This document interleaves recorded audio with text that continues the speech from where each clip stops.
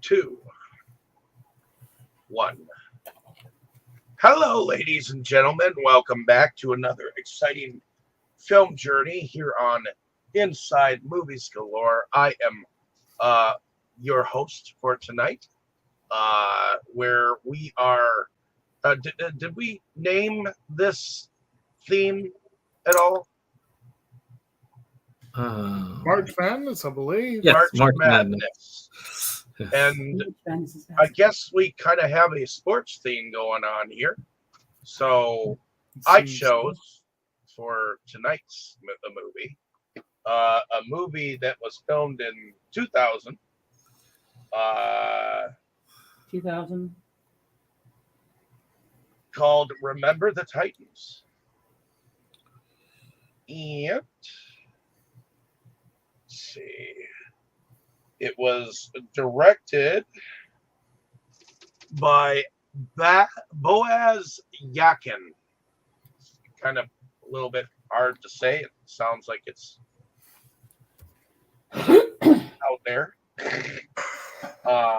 But it stars Denzel Washington as Coach Herman Boone, Will Patton as Coach Bill Yost, Wood Harris as Julius Campbell, Ryan Hurst as Jerry Bertier, Donald Faison, which this was him relatively young and probably still doing Scrubs. Oh, right. He is the dude. This is before Scrubs. Oh, yeah, this was before Scrubs. Years before Scrubs, yeah. He's even younger. Yeah, and he played Petey Jones. And there were a ton of other here. Ethan Suplee, Kip Pardue, Hayden Panettiere. Right. Which, as you can tell from my little picture here, she was much younger than she was as Claire Bennett.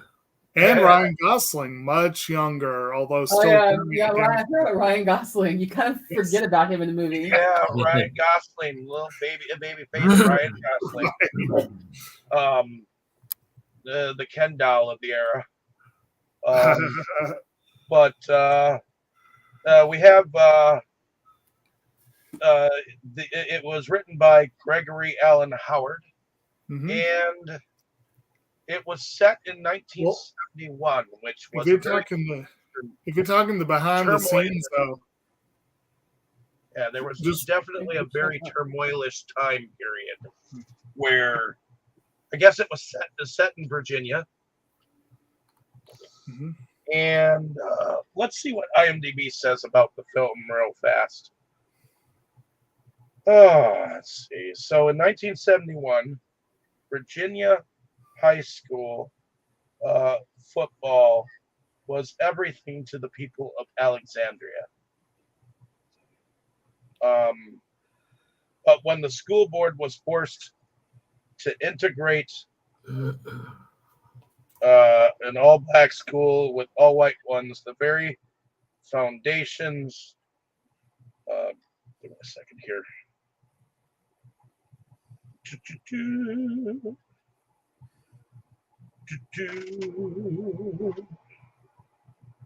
Okay, for some reason it won't load. But basically, when the school board was forced to integrate an all-black school with an all-white one, the very foundation of football's tradition is put to the test. There we go. Sorry, for some reason on my phone it wouldn't load. I do want to jump in real quick before you get away from the behind the scenes. It's probably also worth noting that this was a Jerry Bruckheimer production during the height of his, and he was a name as a producer. And the fact that it's a Bruckheimer Disney co-production really does have a lot to do with how the movie turned out. So. Very true. Very true. I had almost forgotten it was a Disney until I watched it earlier today. So, yeah. So, let's go around the room and start with let's start with you, Tammy. Was this the first time watch for you? I believe so. I don't think I've seen it before. You had asked me when we were watching, and it didn't look familiar. But yeah, I really liked it. I just, you know, it really makes you think about how things were at that time and how people acted and how people thought and how so wrong it was. But the movie also shows that it's possible to to have people come around to the, I guess you would say, the right way of thinking and dealing with each other. Um, when you put the two different races together and they said, this is how it's going to be, and you're just going to have to learn. And they learned. Learned about each other, and they learned to get along with each other, and they learned to help each other and care about one another, and they learned to actually, it doesn't matter anymore. And I think that there's so many great morals in this movie. As it says, this whole movie says a lot, and it also says a lot about how stupid people are too. You know, Okay. about the race thing and everything, and just how wrong people thought. But I do think it was a very good movie, and I think it got all the right points across and everything, and I felt it very enjoyable that way. And I liked seeing how people learned and grew. Okay. Oh, Is that pretty much it then for your first yeah, impressions then? for right now. Okay. Heading over to Jake. Why don't you tell us, was this a first time watch for you? In all honesty, I don't know. I know when the movie came out, it was on my radar. I know I wanted to see it. I seem to remember it getting mixed ratings at the time, and maybe that might have been why I didn't rush out to see it. I really can't remember. I feel like I saw part of it at some point. But watching it, I'm like, if I saw part of it, I really don't think I saw the whole movie. Because it was like a first time watch for the most part. There's a couple of scenes that I know get played a lot or referenced a lot. So maybe that's why I had a fresher memory of some of those. I had no idea all the people that were in this. I think I kind of remembered Ethan Souffle, and of course I knew Denzel Washington was the star. I had no idea most of the other people involved, and I was very pleasantly surprised to see Hayden Panettiere, Donald Faison, Ryan Gosling, when they were so much younger. That was kind of amusing and fun. It's a very earnest piece, in the good. In the EA sense, not the ER sense. It's a very. It feels like they were very genuinely trying to get this story across. And one of the reasons why I said it's kind of important to note the Disney Bruckheimer connection is one thing I've read is that the screenplay was originally much harsher, much harder edged, a lot more profanity. And Disney, basically, they wanted to do it, but they wanted to do a family friendly film. So they basically defanged it. There's still some words that are no longer spoken in polite conversation. And there are still some rough things that happen in the film. But there are times where it felt to me more like a sanitized Disney movie. And there were times where I felt like, well, this is a pretty darn good movie about race and about football. So it kind of, and I can point out a couple of specific scenes where it fell flat for me. But for the most part, I thought it was a good movie, and I'm glad I finally got to see it. Assuming I finally got to see it. And it does make one think. I missed the events of this film with my life by 10 years. And at this point, they are now 50 years old. That's a kind of a depressing thought when you think about it. And I've spent most of my life in Central Virginia, much of it in Central Western Virginia, but with plenty of contacts with Northern Virginia. And it's easy for people to forget today that Northern Virginia at one point was very much a Southern culture. Now people will say that's the North. So it's very interesting to see how things have changed even in that span of time. But unfortunately, right before I came on, I saw evidence that no, you can't really use the past tense when talking about these issues. But in terms of a movie that earnestly embraced and went headlong into the issues of the time while trying to make a uplifting, family-friendly sports drama, it's a pretty good movie. Good performances. Yeah. I'm glad I'm glad I got a chance to give it a go. Okay. Kim, welcome back to the show. Did you want to take a shot at your first impressions? And was this a first-time watch for you? Actually, no. I saw the first time I saw this movie was in the theater when it first came out. Okay.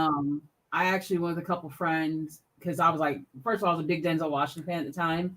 And second of all, I was like, oh, well, this is a story that takes place here in Virginia. Okay. And my friends and I were like, we got to go see it. We were football fans. And so being the wussy person that I am, I was crying at the end. I find it very inspirational, even though a lot of the movie is very much Hollywood. It's very much fictionalized. They definitely embellish when it comes to the true story. But a movie like this is very personal to me because during that time here in Virginia, when they desegregated schools, after Brown versus the Board of Education, a lot of schools in the state that are private schools opened up during that time so that parents didn't have to send their white children to school with black children. And interestingly enough, one of the schools I went to growing up was a private Christian school that was just that they only started letting black children into the school sometime in the 80s. But they were one of those schools that opened up in response to integration. And so especially as a black person, this movie definitely resonates with me. I understood where the black community came from, seeing Herman Boone as sort of a savior, as a way, like because of what he represented, even though that wasn't his aim to be like this symbol of progress and change. That's what he represented to them.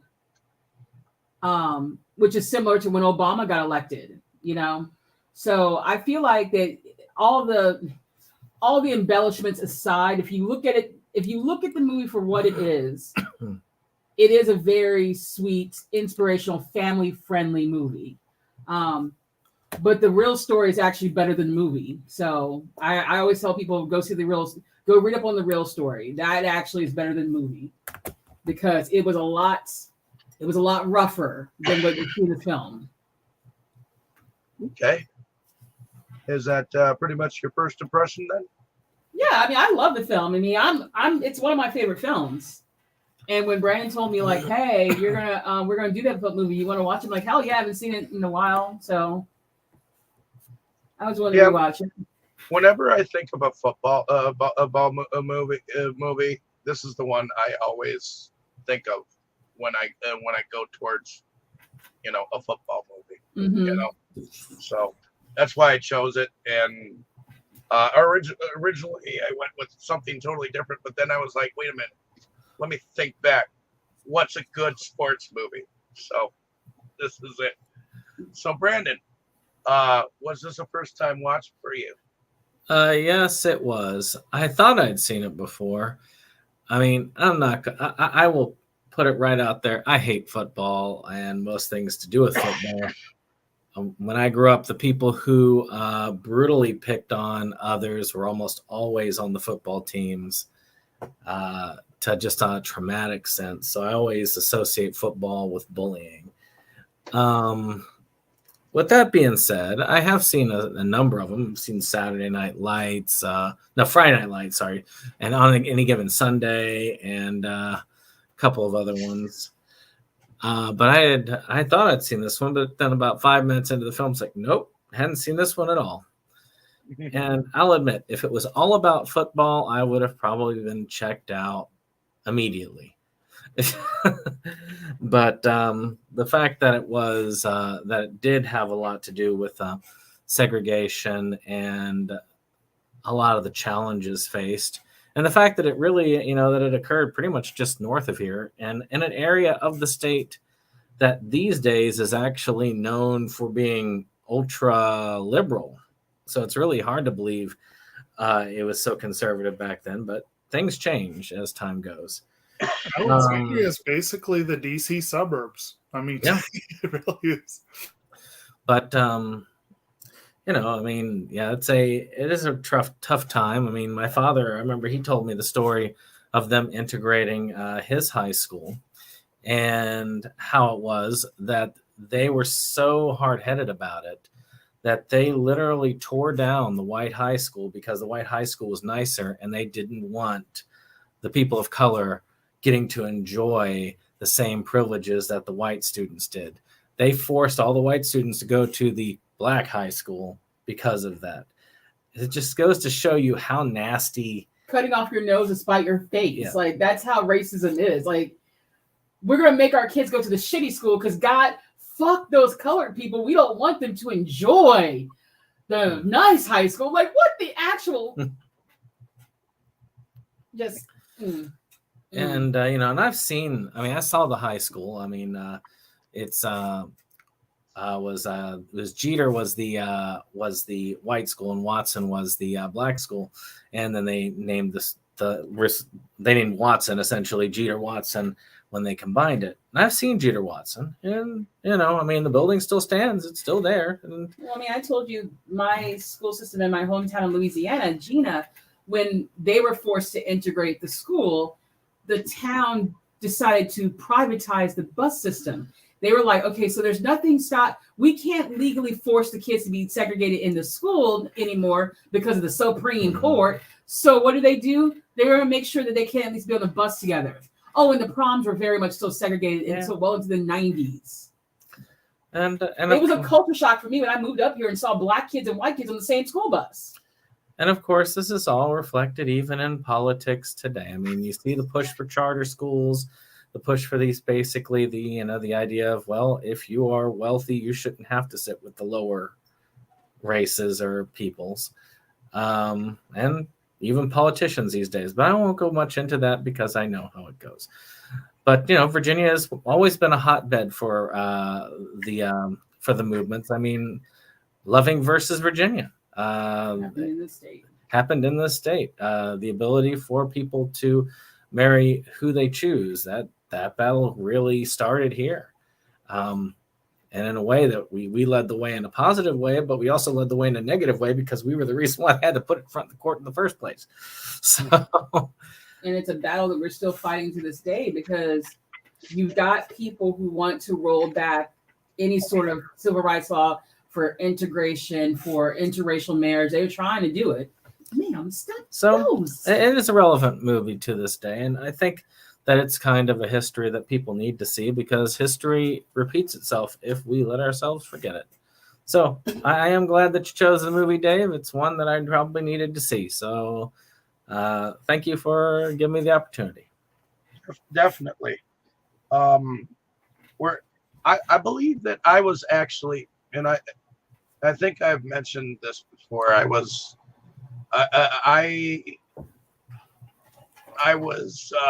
given a mentor by the state at one point in time because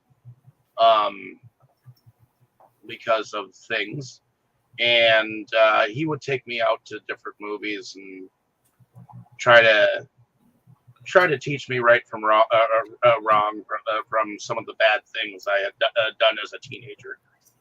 And I think this was one that he took me to, and I saw it in the theater. And I wasn't entirely a sports lover.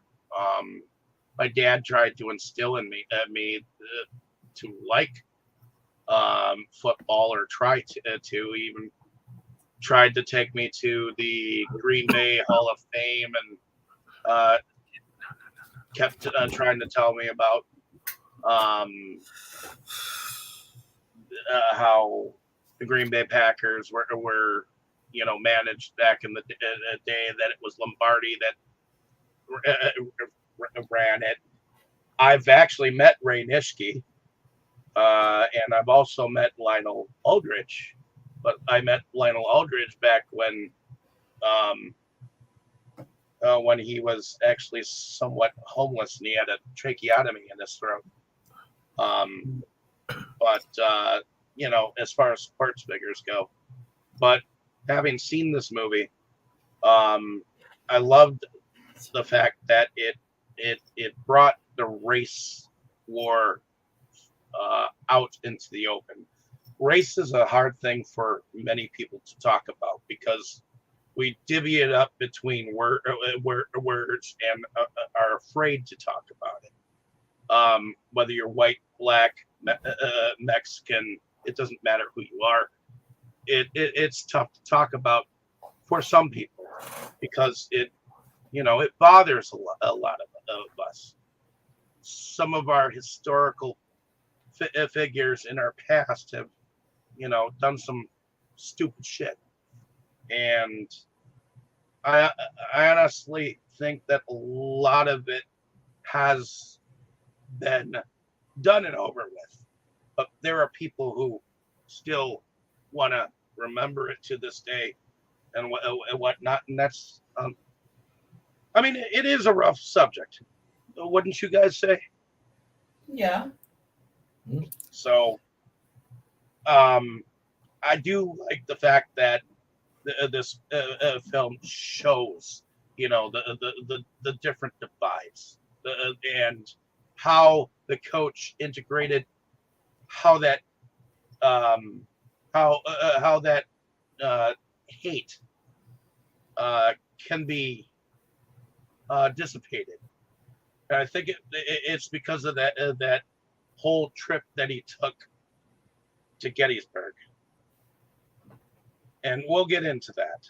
And I love that about this movie. So I enjoy the film, and I'm glad that some of you were able to get to see it. So let's go into kind of what happens. As we begin with a funeral. Okay. But what did y'all think about that beginning funeral? Did you think that it was going to be what it was? I mean, I know it was kind of interesting that they started the way that Batman Begins began. Using a funeral as a framing device is a common thing. It's not anything surprising. Okay. Yeah. So, and then of course it goes back to 1971, and I think it begins with the little girl who is Coach Yost's daughter, I believe, and they're doing a practice run, I think, on a field somewhere, and I think that's where this coach was being told that there's a what is it, a coach is going to come in and take over as head coach or whatnot, and he's of a different color, so I think that's what happens here isn't that what happens? What was he saying?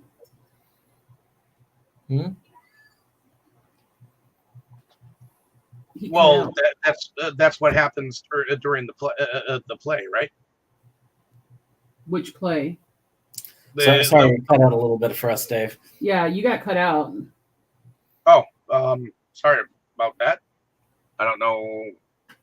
Okay, so I think this is where Coach Yost was playing, having his players play on the field, and you see the daughter,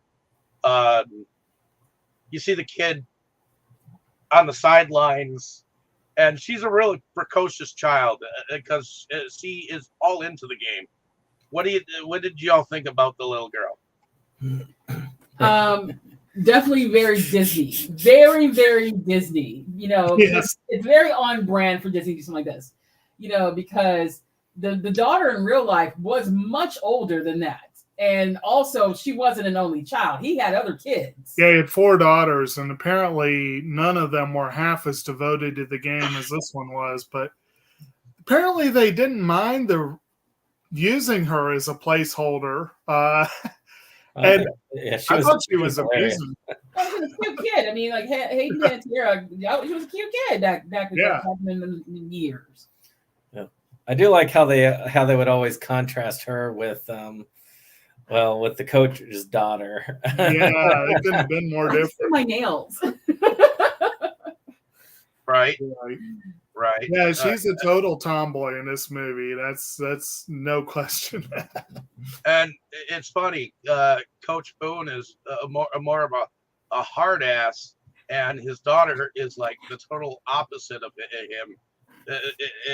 It's like he's doted on, and she plays with dolls, and she does her nails and does all this girly stuff. Whereas Yost's daughter, it's definitely entertaining to watch the two. But they are practicing with the team on a field, and I do believe that it's on this field that he's told that there is a head coach coming, and he's of color. And the guy that's telling him, he's I'm sorry to tell you this, but out of all the schools that didn't want this segregation to go on, you're the one that was chosen. So deal with it. So we're getting the idea that the segregation was being pushed on to begin with, which that shouldn't have even been the idea. Desegregation. Yeah. It shouldn't have even been like being pushed. It should have been acceptable. Being able to be accepted and being able to be open to that kind of thing is what the attitude should have been, but it was definitely not the attitude of the times. It should have been something that people shouldn't have to have been forced on, but I mean, you gotta understand people were raised to hate because of the color of one's skin. I mean, if I know that I'm not gonna. I've talked with people from back in the time, and many of them were told at the beginning, it's like, you see a person of color, they're going to hurt you, they're going to kill you just for the simple fact of who you are. And if you're raised like that and told that over and over and over again, and then you have a daily dose of propaganda to go along with it, you're gonna believe it. I mean, it's like the same people who listen to political pundits over and over again but just only on one side, never looking at other point of view. They are effectively brainwashed only into the point of view of that pundit. Mm-hmm. And that's how it works on that day. So, there was only one way that it could have happened. It would have had to be forced because there was no way. It was just going to be generational hate until it came together. And that's the turmoil that was being dealt with. No one wanted this to happen, at least around there, at least as far as white folks. Well, to be honest, if you talk to a lot of Black people back then, they didn't want integration. They, what they would have preferred was the true idea of separate but equal. But separate but equal was not it wasn't the case. I mean, everyone knows that that separate but equal was a bunch of bullshit. Let's be real here. The white schools got better funding than the Black schools. My mom, she went to segregated schools. She graduated. Her high school was what became my middle school later, long after integration. But her school was the Black school, and then they had a white school. By the time her youngest sibling graduated high school, schools had been integrated by then. And it was the same thing that you see in this movie, but just as bad, probably worse. Where people were very angry, and also the Black people, because they didn't trust the white people that they were having to go to school with. They were scared for their lives because they know, especially in places where you have active Klan, they're aware of what could happen if they step out the wrong way, if they look at a white person the wrong way, they say the wrong thing. Yes, the schools are integrated now, but at what cost? And that's what was, the white folks didn't want them there because they hated them, and the Black kids didn't want to be there because they were scared. Yeah.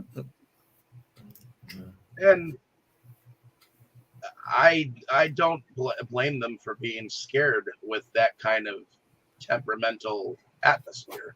Mm-hmm. Everyone was all on the same level of hatred towards each other and against each other. I'm not sure how the country lived with each other at that point in time, and we're able to survive with each other with such animosity. I mean, who said we did survive? Look at what's going on right now. We're still fighting the same damn fight that these folks were fighting 50 plus years ago. And it's not the same boiling pot of life. And it's not exclusive to this part, too. And not to go too far into contemporary politics, but I'm just going to throw it out there and leave it that just before coming on, I was hearing the modern day equivalent of what we had said. This stuff had been preached at and ingrained and indoctrinated for years and years and years to several generations. The same thing is being done now for people in this country regarding people from south of the border. And it's disgusting to hear the rhetoric. And it's going on full throttle nowadays. So, yeah, this is still very much alive and well, this sort of mentality and practice. I don't think racism is ever going to go away. No.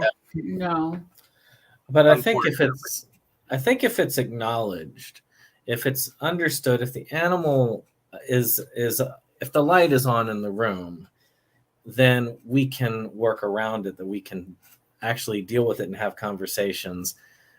Because when we ignore it, that's when things get worse. It's like that meme that always came around exactly like this. They show the picture of that little girl being like one of the first ones going in, and all those people there is like, people don't want this to be taught because they're afraid their relatives are going to be recognized in those photos. Which is actually very True. So, but we all have bad pasts. We've all done terrible things. It's being able to acknowledge we've done these bad things and to come forward and say, I want to do better. That's how we evolve. Well, that's one thing. But you going back to the movie, you have the ones in this film that were given chance to change and to come to some sort of understanding and agreement. And then you had the ones that they were wrong in the beginning, and eventually they came to and realized how wrong they were, and that let me change and evolve. We'll probably talk about that later, because you have it's that one white player that just kept it was awful. Like, his personal hatred was so damn bad that he didn't care. Dean Martin. Yeah, Dean Martin. Like, his hatred, like, just like on the real, it was so bad that he sat there and watched one of his nicest teammates get injured, and he felt nothing for it. Like, that's how horrible he was. Yep. Yeah, and he had also the whole. Well, I'm sure we'll get into it as we get into it, but the behind the scenes politics around the coaches and all that stuff. You definitely had some people who in this movie who clearly did not learn any lessons. But then you had some who did. What's that? What's that? The coach that was like, I'm not going to share no film with that monkey. And he threw him a banana at the end of the game. Oh, yeah, that was a good one. It was. But, yeah, let's ravel it back a little bit. So, after he's told, the Coach Yost is told by an official that they were chosen to have a new head coach come in, and he's of color, and he had no choice or whatnot. That's when they all head back to the official sports office of, I think the high school at the time was called TC. No, Williams? it was the old school. The old white school was called Hammond.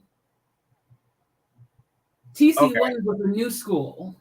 Yeah, they renamed it kind of. They did a lot of the renaming, like I said, for my hometown, they named it Jeter Watson. It's now called Alexandra High School. Yeah, because the TC Williams was a known segregationist, which I find it hilarious. They named it. That was a big screw you. They named the integrated school after a known segregationist. Hey, we put your name on the school, and the black kids go to it now. I say keep the name, just keep sticking it to the asshole. Oh yeah, there's definitely a lot playing into some of those renaming things.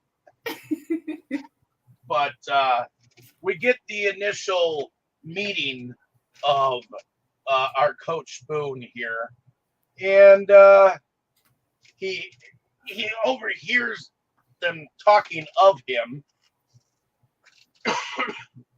What do y'all think about that initial meeting? Awkward. Yeah, just a little bit. Awkward.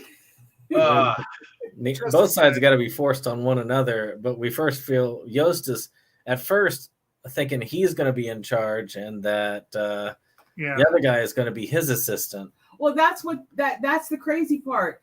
They brought Boone on initially as the assistant coach. He wasn't trying to take nobody's job. He wasn't trying to screw with nobody. He was like, I'm just here to coach. They don't even show that aspect of it, because I was reading up on some of the real stuff. He was actually a gym coach and a couple other things at this school before he was even said. I think it was up in North Carolina, though. Where he was like several things before they chose him as head coach for this school. But that was a awkward meeting. And then, of course, Coach Yost, he ends up going and speaking before his students and the parents, and he tries to tell them, hey, I'm going to take this coaching job over here. and they tell him right then and there, okay, we're not gonna play for anyone but you. And the parents were like, no, we're not gonna have this. We're gonna boycott this. And the way that the kids were about to throw away their scholarship for him, they kind of put him on in a spot. So he ended up, taking up the post. But Coach Boone, he actually refused the job at first. But then when he was shown what the Black community appreciated about him, in that when they all came like to his back for what was it, his front porch, and they Yeah. were like cheering him on. Even his wife was looking at them like, "Holy crap!" That's when he decided to take up the command. So. Well, representation matters, even up to today. Okay, so I do have to talk about the first time he comes into the gym with all the people of colors characters that were in the gym. When he was arguing back and forward with Petey. Petey was a hothead regardless. He was like, "Do you think that football is fun?" No, sir. No fun at all. But you know what? The way that Denzel Washington played the Coach Boone character, that was exactly how my marching band director was. Like we're trying to joke around with him, and he's like, "What's so funny?" Like, huh? What? What's so funny? Like, the joke was that we ran more laps than the track team. But he was exactly like Coach Boone. So when I saw this, I was like, oh shit, it's Mr. Lane. Oh shit. Well, he took y'all's band and made y'all champions at that. Yeah, he did. He took us from a little tiny 13-person marching band with a handful of color guards to an almost 100 instrument band in 1 year. So he revolutionized our entire band program. Which is why when I saw this movie, I was like, wow, this character very much is like Mr. Lane. Yep, and I think there was a moment where during boot camp, Coach Yost was like, "Hey, this isn't a military regime or something like that." And it's like the Marines. This is not the Marines. I'm like, you know what? There's really no difference between the Marines and football, to be honest. The way they put you through your steps, the way it's got to be regimental, especially in high school. In high school, they actually cared about that shit. Yeah, I know. My high school too. It's literally like boot camp. I've seen what those guys go through. But when it comes to the professional footballs, I don't think they put them through as many paces.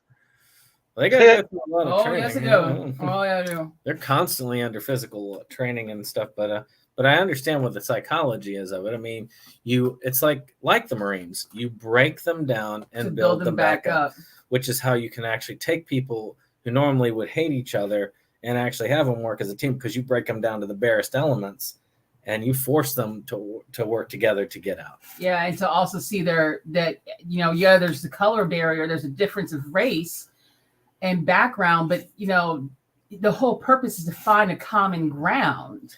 And that's what ultimately he was really good at doing, is teaching the boys to find a common ground amongst each other.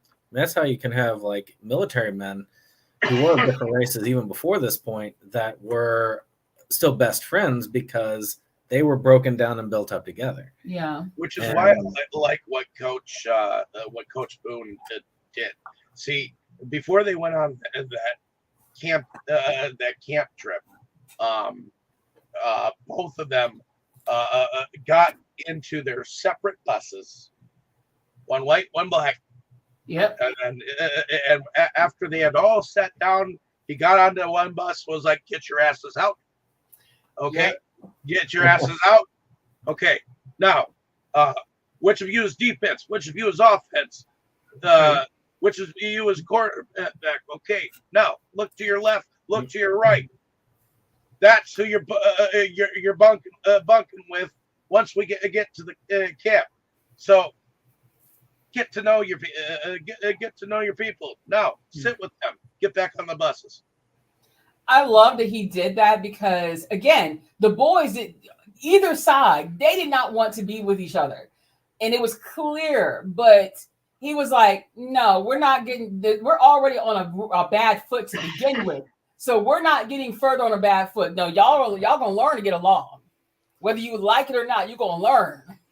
And this isn't even just purely a racial thing. Like if you're trying to forge a team out of high schoolers, oh God, yeah, then it's like herding cats. You probably would want to do something like this regardless of whether you're trying to overcome racial barriers, just because people would naturally gravitate towards, there would be class divisions.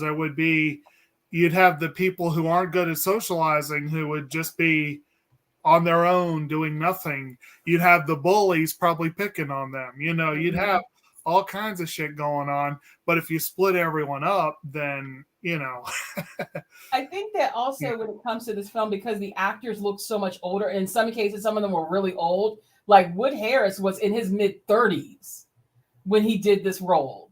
So it's like you forget that the characters, not the actors, but the characters are supposed to be between the ages of 15 and 17. They're children. Yeah. At the end of the day, they're children. True that. So, what do y'all think about the football players themselves? Are there any one of them that stand out? I mean, I know that when I saw the fat white kid, I remembered him in The Butterfly Effect. He's been in tons of stuff. He was actually well known when this movie came out. He was in Kevin Smith stuff. He was in American History X, I remember, I think. Yeah, that's right. He's the first one who saw the sailboat. Yeah. It's a schooner. Sorry.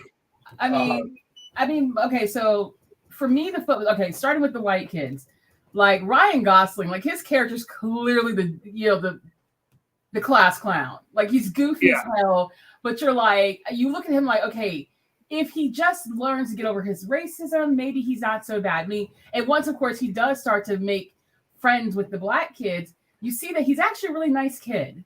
Yeah. I like Ethan Suplee's character because he was definitely someone, because he kept calling himself white trash. He's someone that wasn't racist because he probably did grow up with black people in the country that were poor like him and never really experienced any sort of like dislike of black folks. But that's probably what he grew up around. Because I think all of us know people like that in the country. He also had a very low. He also had a very low self-image. Yeah. And sometimes people will take that and direct it at other people and be nasty. But he was one of those people that kind of owned it. And he was like, well, I'm not much, so I can't really dunk on other people, Yeah. But he was also so sweet. He was very kind. Exactly, yeah. And he wanted to be friends with everybody. He didn't care about race. He wanted to be friends with everyone. And who was it? Oh, God, what's his name? Gary. Like at first, when you first see it, I was like, man, fuck that kid, because he's an asshole. But you could tell that Jerry Lewis. You could tell that he's one of those like assholes who knows he's a good ball player. He knows he's talented, so he got this like his nose in the air, like I ain't shit. Let me tell the coach what's what, and then getting bitched down real quick, like. Is that your mom? Okay, hi, that's nice. Who's your daddy? He was like, this is Jerry Lewis, everyone. when he told him like, "Who's your daddy?" That was pretty funny. Daddy says go on the bus. Right. He's like, Dean, fix that tie, son. That was hilarious. I was like, ooh, he got you then. But like, I do like the fact that Gary, as time goes on, he starts to find common ground, not just with the black players, but especially with Julia's. And the real life friendship between those two kids, that one was a beautiful friendship. And they really did remain friends until Gary's death. Right. Which So actually, I did find that's like a really tragic and kind of almost ironic postscript, because he's crippled in a car crash, and then I believe he was killed in a car crash. Yeah, that's kind of bad luck Yeah. on cars altogether. I know, like start riding a bike. But he was coming home and a drunk driver hit him head on. So it sucks because it's like he got dealt with a raw hand. Yeah. You know, here he is, an all-American football star, you know, on track to probably get all the scholarships to go play football at all the big top universities. Then he gets, you know, handicapped. He gets paralyzed, but that's okay. You know, he competed in the Paralympics and won gold, which is great. But then he gets killed before he's even 30. And I do think we have to talk about the elephant in the room, Mr. Sunshine. Oh, I had a crush on him back in the early 2000s. I love Tip Pardue. I forgot. I didn't know he was in the movie either. This was the first thing I saw him in. I think Kate Bosworth, all kinds of people. Yeah, this was the first movie I saw Kit Pardue, I think, in, and I was just like, I don't know who this guy is, but he's adorable. Tammy, what did you think of Mr. Sunshine? Sunshine. Well, he was definitely interesting. I mean, I love when, you know, when he first showed up, they're all, they started in on him because of his long hair, you know. And then when he went and got it cut, you know, the name had already stuck, so they kept calling him Mr. Sunshine, you know. And then he freaked everybody out and went and kissed that guy. Yeah, he went. Freaked Petey out more than anyone else. Yeah. He just had to know. It's like, look, I'm not judging or anything, but I just have to know. And I love how, like, because it's Disney, they never actually said the word. They wouldn't come out and say the word, are you or aren't you? Which actually, it kind of worked the way they did it, because it makes it feel like Petey just couldn't bring himself to say it. But it could very well have been Disney as well. Well, it's a nice, easy way to kind of cop out from saying it. But it's funny because the real life Ronnie Bass was like, first of all, my hair was never that long. Second of all, Gary's hair was longer than mine. Third of all, the kiss never happened. He's like, I was not that much of a damn hippie. Right. But I did like him though. I thought that it seemed like in a way he kind of helped things along in a positive way. Well, the way they portray it, he was from California, and to these people, it might as well have been a whole other country. Well, you heard what his dad was saying to the coaches when they first introduced him. His dad was basically saying he wants his son to play football, but then he went to this one school, and the school was like, no, we don't let blacks on our team. So he's like, yeah, I don't think so. That was like basically, I want him on an integrated team because if they can go to war together, then surely they can play football together. Right. Yeah. And his dad was a military man, so it was interesting. Yeah. So, then of course there were a couple of the players that liked to sing, whether it was on the bus or in the shower rooms. I thought that was a unique aspect of some of those guys, because I think the music that they were singing, like from the Temptations to Marvin Gaye. That was music that was, at the time, the in of the urban music, so and I think that was music that was very prevalent during that controversial period. So I think having to listen to some of the music helped them bond as well. So and there was actually one more thing that I thought that was cool that Coach Boone did, is he wanted every single one of them to get to know every single one of the players until they knew every single one of them. That until right on down the line.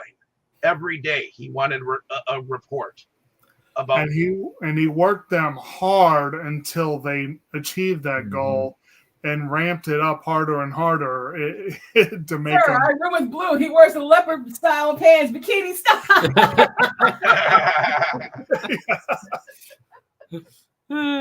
Like not the bikini style. Yeah, I don't think that guy wanted that advertised, but I don't know. Maybe. Then don't wear them. I think that started with him coming to their lunch table, and Julius was like, "What are you doing? Why don't you go sit by your kind?" And that's how it was. I mean, I don't have a kind. I'm here to just play football. And that's pretty much what it was. I mean, there were cliques for everything. There were, but you notice something, that when he did that, and he was over there with them, and he was singing and dancing with them. The one guy who was friend, the Dean Martin guy, he was like, "Look at that traitor." It's like, what the hell, bro? Like, he's just having lunch with them and just getting along with them and kikiing with them. Like, what's the problem? But it's so crazy because people see that. They see the so-called race mixing and they get pissed the fuck off. Right. Just two people that are different races having a nice time, a nice conversation, a chat, and finding common ground in music, well, it's such a offensive sight to some people. And you had that kid. What was his name? I know the nickname that he gave Dean Martin, but I don't remember the character's actual name. I don't remember his name. Just that racist asshole. That's all I know. Yeah, I know. Honestly, I don't remember. His name was so forgettable. There's always got to be one Joker that just won't change. Yeah. And I believe that was Ray Butts. Yes, Ray. Might be right. That was Burgess Jenkins. Yes. Yeah. So. It's like stubbornly though. Like he was so stubborn about his hatred and racism that it cost him his football career. Yeah. Yep. And he gets thrown off the team. He chalked it up to a dude losing his friendship. Well, you have to change your values first, dude. Right. Right. I mean, where you're wrong, It's the same thing with Bertier's girlfriend. Oh. The uppity white chick that just won't accept race. Right. And she eventually tried. Like she eventually came around. She gave a lot more effort than his so-called friend. She came up and shook Julius's hand. Yeah, but only after Gary nearly died. It took almost losing Gary and him becoming paralyzed, and then seeing all the black kids on the team, they're upset, crying, praying for Gary. That it made her realize, well, damn, maybe these are bad people. Yeah. Because when it was so funny, because when the first day of school, she says to Gary, "Look at them, they hate us." But then here comes Julius. He said good morning to her. He offers his hand to her. She scoffs and walks away. And it's like, ma'am, you're saying they hate you, but here you got one in front of you trying to be polite, and you can't. Well, yeah, and you're the one that hated first. Yeah, exactly. And then she basically broke up with Gary over his friendship with Julius. Now, it was before his injury that she did tell him, I'm trying in my own way. You know, she was making an effort, but it was definitely, she was one of the harder one people. But you're probably right. Is seeing the reaction to his injury. When you're programmed to be ignorant, to be ignorant, it's hard to unprogram yourself. And another thing. Yes and no. What What's do you that? think? My mom drilled it into my head for years because she was very prejudiced, and it didn't work. You know, I never thought the way that she did. Never. And her and I used to fight about it. And, you know, and she'd bring up, I raised you this way, and it was on all you tried to tell me to be this way. You know, and you still, no matter if somebody tries to drill something into your head or not, you still have a choice. Yeah. And I made the choice a long time ago, even with her drilling, that I wasn't going to look at anybody any different than I didn't care if they were pink or purple or polka dotted or whatever, you know. And that was the way I've always been, and it annoyed her forever because see, her father drilled it into her and my uncle about being racist, and they followed suit. It didn't work when she tried to do it to me. I don't know if I just was stronger willed than her, or I had from little on, or had stronger ideas, or just more stubborn, or what. It never worked. It's also sorry, go ahead. I was gonna say, like, it's the same. It's like, remember that scene in the movie where Gary was gonna go play basketball with Julius, and his mom was like, "Don't, no, you're not." He's like, he's arguing with her, like, "Mom, if you just get to know him, you'll see he's a good guy." She's like, "I don't want to get to know him." Like, what the hell? And then, of course, you know, later on in the movie when Julius shows up to the hospital, and he's like trying to figure out, like, is he okay? Is he alive? And then when he hears that he's paralyzed, he just breaks down sobbing. And I think in that moment, Gary's mom realized, because she's like, the only person he's asking for is you. Mm-hmm. And seeing Julius crying, sobbing over his best friend nearly being killed and now paralyzed, I think that was a moment for her when she realized, like, wow, these two kids really are close. Right. I think the process of also being able to see, because if you got some of those generations that are there, I mean, how many people of color were they really exposed to in life growing up? True. And what examples did they see? The only examples they saw are what they were told. Oh, see, that one, it's a rapist. That one's this. And that's all you see. That's all you know. But if you've grown up and you've talked with people, or you see stuff and you're like, this is not the same as I've been told. Mm-hmm. These people are just doing their thing. That's a very different. It's really easy to say other. I mean, look at 9/11. Look at how we all thought about people of certain religions. Like, all of them are like this. All of them are like that. Well, how many of those? We? You know, well, I'm just saying, as a country, it's an unfortunate. It's an unfortunate thing that is very true of people generally. That, and certain a lot of times politicians will callously play on this, unfortunately. But the whole us against them is such an easy argument to make, and it's so easy to convince people to your side if you just portray the other as the other, you know. And that a lot of these people, that is all they had ever known. Look what we did to the Japanese misunderstandings. Yeah, What's I mean, I can say that there's probably not a single person here who has not fallen victim to the other argument at one point or another. Right. I don't. It's not necessarily race, but it could be class. It could be this or that. It can happen. But I think once you see examples of those individuals in each class, that is not that way. The more you understand, the more you see representation, which is why representation is important in things. Mm-hmm. The more Our you see society- positive examples, Oh, God. it helps people understand what it is. I mean, if you never get, like, let's say if you only see examples of people being evil and messing with stuff, and those are the only people of that class that you've ever interacted with, and you're only told that, it's really hard to think anything else. In our society, it is so easy for people to be stereotyped. It is. I mean, just because somebody's got tattoos, does that mean that they're no good, or they're they're a criminal or this because they have tattoos? Because society says people with tattoos, no, doesn't mean all people with tattoos are trouble.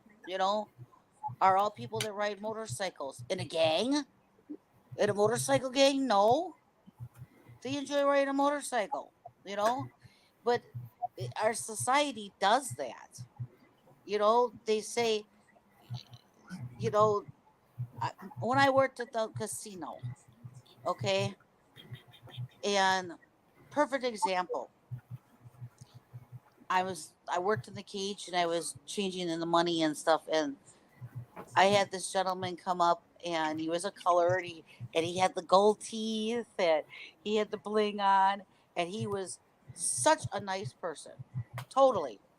He was just, and I didn't think anything about what he looked like or anything like when he came up, but other people might have, okay. And he was really nice. And then I had this white older lady come up, and she was a total bitch. The person you would have thought would have been nice, it would have been friendly, it would have been nice to take care of, was not. Yeah. I don't want to go into specific. Oh, sorry. But the person that most people would have thought would have been the troublemaker, in that, I really take care, it just goes to show you don't know. I saw so many different people there when I worked there, and it was just so, it was like I said, some of the people that you did not exactly expect to be the nicest people in the world actually were. Oh yeah. But because people have made comments or made innuendos about these people, you're cautious at first, and then you realize, well, so this guy looks a little bit different. Man, he was really cool. This lady looked like, like your grandma, and she was like a total I was like, wow, okay. Yeah, sometimes those little old ladies, you gotta watch them. They're the worst ones, actually, especially the church ones. Whenever I think little old lady, I think that scene in Legion with that one. Fucking burn. But like I not to go into too many specifics, because this is a public forum, but like in my job, I do deal with a lot of people of very different backgrounds, and I've moved around to different branches, so I've also dealt with different local demographics. So definitely, but the branch that I'm at, the person that we all watch out for, we all know who she is. She is well known to a couple of branches in the system, and she is a teacher, a middle-aged white woman, a teacher, someone who you'd like to think you could consider to be a good person. You'd like to think that. And she is the quintessential Karen, and one of the most unpleasant people that I've ever met. And everyone in the branch knows exactly who she is. It's like, okay, yeah. Yeah, I would have reported her ass to the daggone superintendent by now. But I mean, going back to the movie, it's with Boone, when he comes in, they're questioning his qualifications. They're questioning everything. And he just as him as assistant coach, they are questioning his qualifications. In fact, and then, of course, when they decide, you know what, we want you as head coach for optics, then it's like they're really questioning his qualifications. They're like, well, what has he done that's so great that he's supposed to be head coach? Like, y'all didn't even want him as assistant coach. Like, and they were gutting for him because he was even told by the guy who put him in as head coach that he's got to win this first game. Their first game that they have after they come back. Yeah, he basically said, one loss and you're out. That's I think in the real story that was embellished. That from what I understand, it wasn't quite like that in the real story, but still, it's gotta make that stakes high though. Right. It's a movie, of course, but and then of course the sneaky ways that when they realize, oh, these kids are actually really good players. And maybe Boone is a good coach, then that's when they start messing with the referees and like convincing the referees to do bad calls and stuff.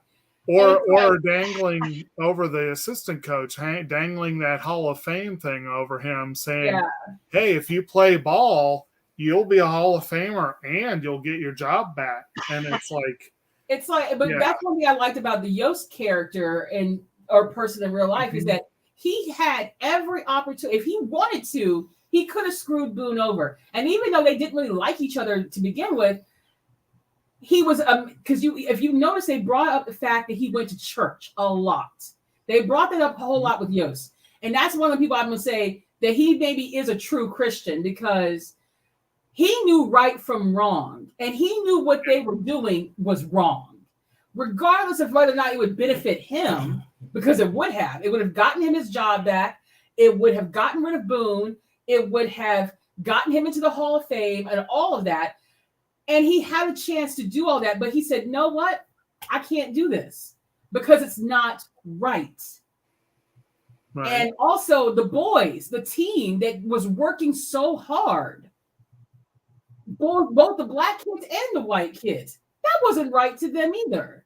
And he saw that. He's like, screw these racist jerks. I don't care. And when they tell him at the end of that one game, when they won the game, he goes to him like, you just lost the Hall of Fame. He's like, I don't care. Like, he was upset, but he was just like, I cannot believe I ever called. Like, you can see it in his face, and he's probably thinking to himself, I cannot believe I ever called these people my friends. Well, if I recall correctly, after that, he was having a little conversation with his daughter, I believe. Yeah. And he's like, well, I'll just win it in a couple of years, a little while down the road. He's like, I don't want it from them anyway. Well, I mean, that's what even the daughter's like, hey, we don't want it right now from them. Right. She was the one that said that. Yeah. Which is true because, I mean, who would want it from people like that? Yeah. Right. I mean, at that point, it's tainted. Yeah. If you get it, you want to get it on your own name. In a way. Yeah. The whole thing is tainted because he didn't earn that. He didn't earn it at all.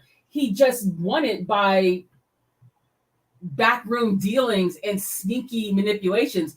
I do like the fact that he brought the thing about going to the papers and stuff and people going to jail. And I was like, oh, like that's when you had that oh shit moment when you realize they were the ones who threw the brick through Boone's window. That referee guy, like he was part of that group. And the crazy thing is that Yost knew that. Huh? Yeah. Because he was a little bit in on some of the things that were going on, but he should have felt guilty about it too because his daughter was there at the time the brick was thrown. Yeah. Oh, he was very upset. But Boone did have a good point. He's like, he responded. He's like, I'm really sorry your daughter had to go through that, but now you know what mine go through all the time. And I was like, oh yeah. I mean, he's telling the truth. Yeah. Like, I mean, a little off topic. This is something I've with Brandon that we've gone through as a couple that I'm just like, now you get a taste of what I've gone through my whole life. Like when we were in a car accident where a woman who was clearly intoxicated hit us from behind. When the cops arrived, she starts sobbing, like she starts pulling the white woman tears and is hysterically crying, going on and on about how I'm angry because the bitch just reared my 1-month-old car, my brand new freaking car, and she's drunk. And the cop tells me to get back in the car. He didn't want to hear from me. Brandon tries to talk to the cops, and the cops yell at him to get back in the car. They don't, and I said, well, I said, babe, you thought that white privilege was going to help you in the situation. No. Today you black. Well, and then they wrote up a report saying, well, it could have been that they purposefully backed into her car at the stoplight. Yeah. Which was the story that she told. Yes, they actually literally, that was how the insurance is held up. Now, they wrote it so as, and they were like, but we can't tell. Yeah, they basically wrote the police report in a very vague manner so as to not assign blame to one or another. But she was intoxicated. They refused to breathalyze her. She refused her ID to them. When they finally ran her information, she had a record a mile long. Well, they didn't run it. Well, they ran it after the fact. Yeah. But either way, like it was because I'm the angry black woman. Here, he's the race trader with the black chick, and she's an older, drunk white woman screaming and crying about how she feels threatened. They take her side immediately, and Brandon, like he would, after everything's over and the report was written and they all leave. He's the one driving. He's just sitting there for a minute in shell shock, and I'm like, now you know how black people feel. This is what we go through every single time. And he was like, the way he talked to me, I said, yes, the way he talked to you is white or not, you are black today because you with me. And that's kind of how, like, when Yost tells the other assistant coach, the white assistant coach, that his daughter was with the Boones, you saw how he reacted, right? Like, he got mad. So it's like that, huh? Like, wait, what? What you mean it's like that? Like, it's just one night. Like, they're kids. But he was so triggered by the fact that he was letting his daughter go play with the little black girls. And that was when he quit, wasn't it? Yeah, he quit. Yeah. And that was after Yost, when he took the position, he said, I will come back if you bring back my assistant coach. You know, he's like, I'm not going to let him go flying in the wind. So he stuck his neck out for him, and the guy still turned on him over it. You know. Again, just like the kid Ray, just the stubborn hatred in their hearts. It's like you can't get past the fact that maybe, just maybe, things are changing. Times are changing. Maybe, just maybe, we need to come together and be a united front. But no. He was too caught up in his hatred and his racism that the thought of two little girls of the same age playing together, but they're different races, was enough for him to like, I'm ending this friendship. Like, that triggered him. And I was like, wow, like, some of y'all are just dumb. Like, I mean, it sounds crazy to say this, but racism is really dumb. When you get down to the nitty gritty of it, it's dumb. Right. Agreed. So back to the movie. I think at this point we can talk about the game in which the ref was making all kinds of bad calls. Dude's daughter was definitely in the stands, and you could see Yost was listening to everything. And I like how the cameras just went to his eyes, and his facial expression just kept getting angry, you know. Finally he had enough, and like you said, he went up into the ref's face, and you know, he threatened to expose them, you know. So after that is when those people who were going to put him in the Hall of Fame or whatever said, "You can kiss that Hall of Fame goodbye." So after that is, I think when we start to have a because they end up winning the game, if I remember correctly. Yeah, they won. Yeah, that's when he tossed the judge. That's when he tossed the coach the banana at the end because of that. Because he was just outright racist in the interview. He wouldn't trade tapes with him. None of that. No, that was earlier. No, that was that one. That was that one. That was Was it the that one. one? That was the one because that was the one where the big fix was in. Oh, okay. So we kind of skipped ahead of probably the montage. I think happened before that. Yeah, they had several games before the one Yeah. we're talking about. Yeah, they definitely had a montage moment where it was leading up to like the last two games. So Well, again, I don't think the one with the banana was one of the last two games. I think there were a it couple. was one of the last two games. Was it? Oh, Yep. okay. Whatever. Because that's the one that Boone came in and told him, "Hey, we got the play list of all the last plays that these guys have done," and he Yost looks at him and says, "Hey, these are actually pretty good," you know. That's where we got the mathematician in there to look at it. Right. That's when you got Henry Winkler going in there thinking of baby pictures. And be like, okay, this is where we got to do. One thing that they did show in between all of that, and this is something that has a positive and a negative. I've seen the negative side of it when I was growing up about how important football is to most of these areas. It really is the center of those communities. Yeah. I mean, in my growing up, it was to the point where they could break bones of kids and get away with it just because they were the football players.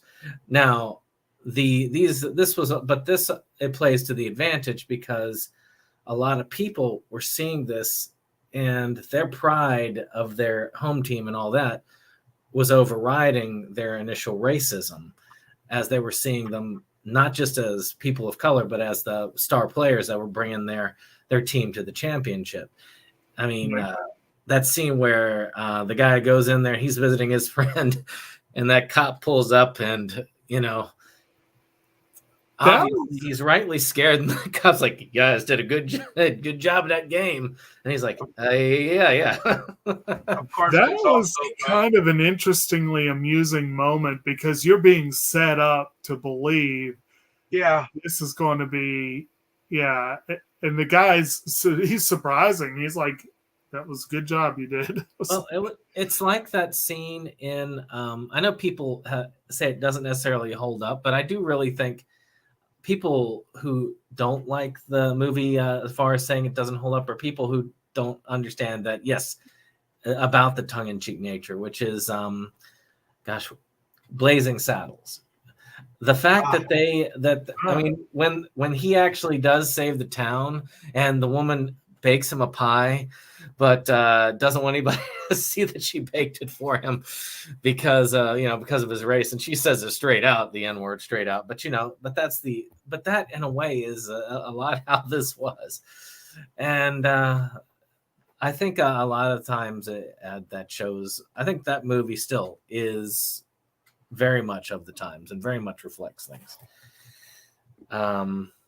But yeah, and that movie came out 3 years after this one took place, so yeah, that definitely was very much of the times. That's true. It did reflect it, and that's the thing is sometimes these films, and a lot of people will look at the language and stuff to see how racist and nasty the film is. It's not really. It was something that just reflected what it was. I think it really pointed out the differences and all of that and how nasty it was.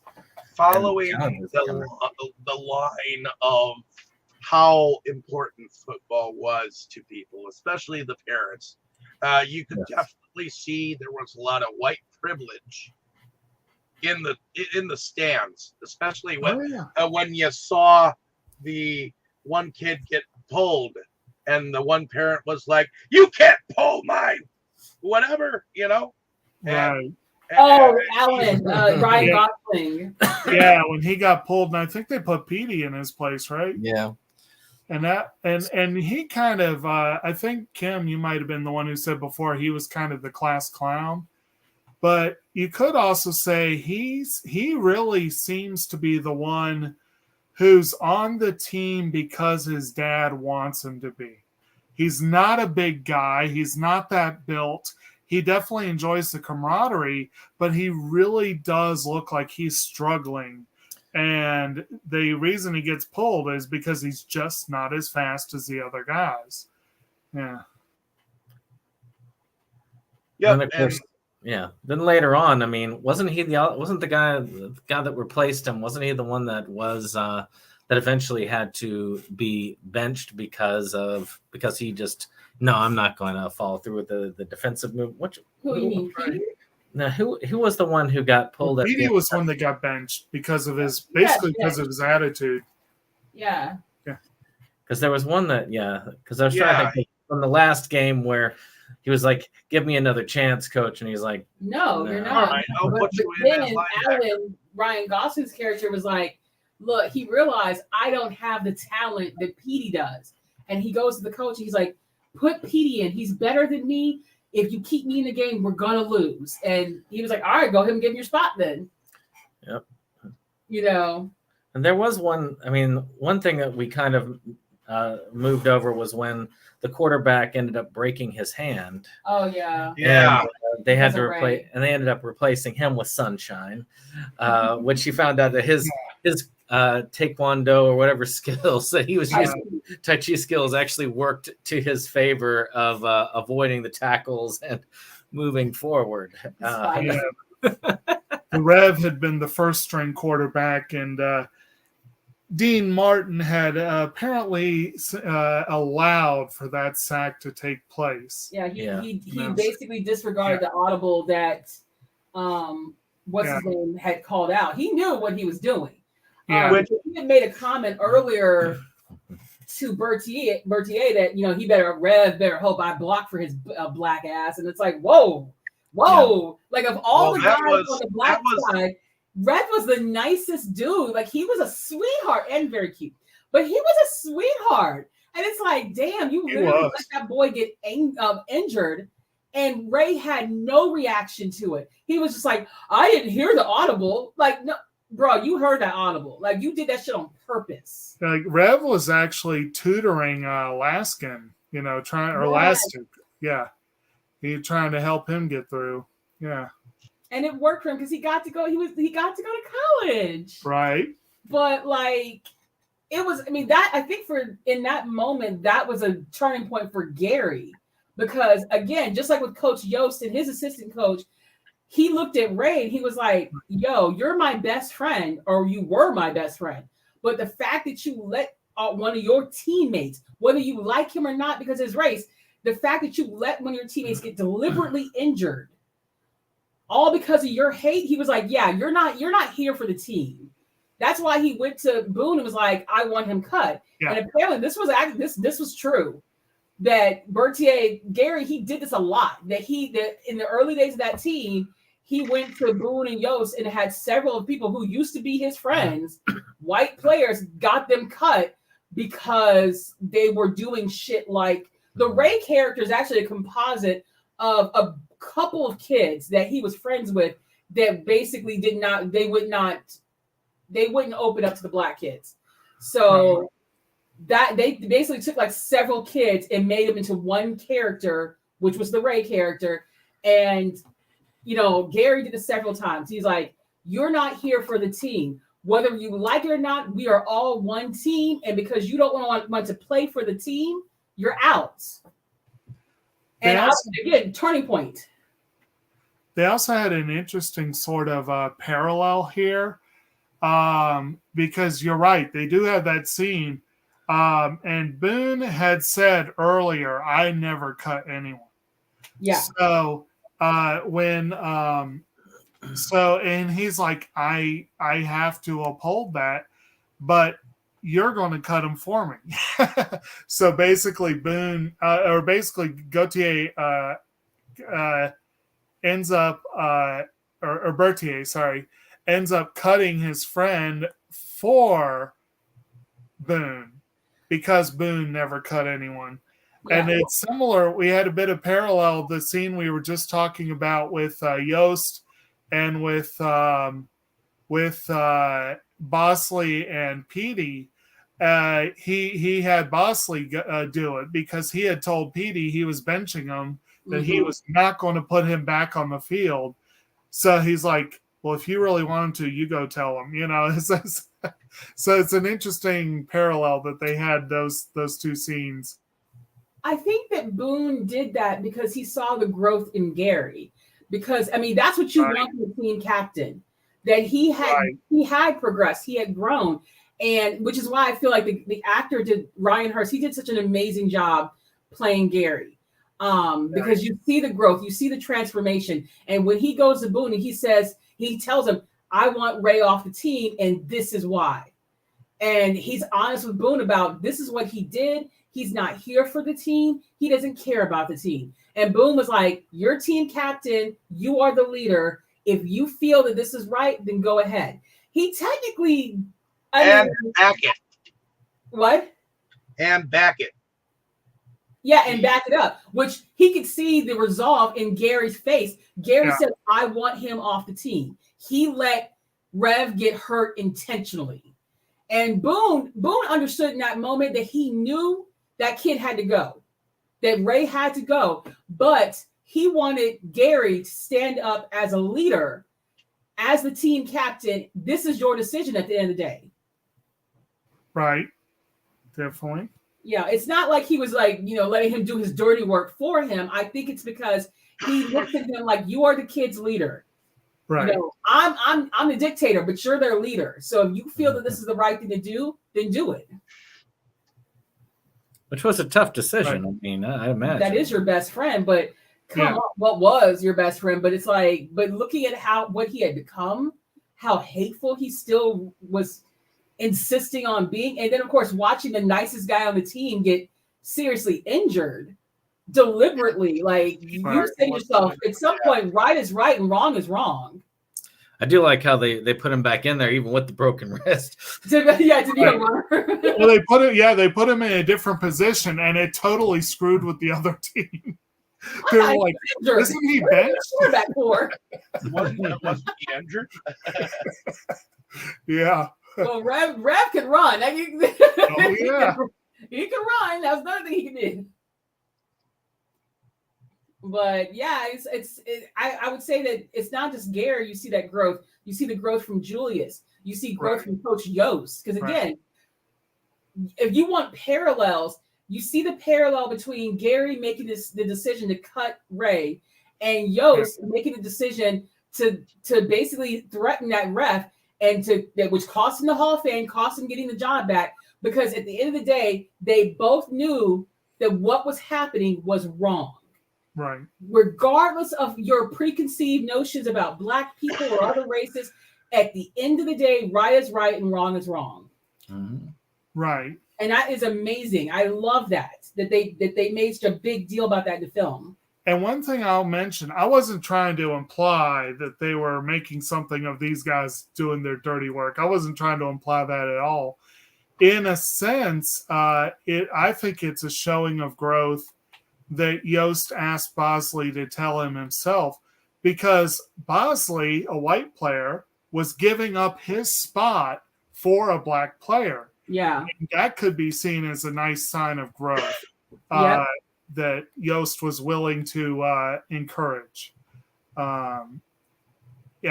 So that's more what I was thinking, I guess. He went from using the word colored to actually being BFFs with the Black kid, and hugging his teammate because his teammate's so happy that he's getting back in the game. And just a random aside on a couple things that were said earlier. I think someone, might have been you, Kim, called Gosling baby-faced. And then you pointed out how the cast was older. I looked it up. And yes, Kate Bosworth was younger. She was about 17. Ryan Gosling was only like 19, 20. Ryan Gosling was about 19. All the others were like mid to late 20s. So yeah, it was they were the babies. They were grown. I mean, like I said, Wood Harris was in his mid 30s. Like, sir, You closer in age to Denzel Washington than you were to Kate Bosworth. Oh, what? Yeah. Oh, yeah. He was born 69. So, yeah, he would have been about 30. No, Yeah. he was 66. I thought I read. IMDb has 69. There is a moment where the two coaches walk into the locker room right before the last game, Right. and they're all suited up, and they say to their coach, "Hey, coach, we have a different warm up that we're gonna do." Right.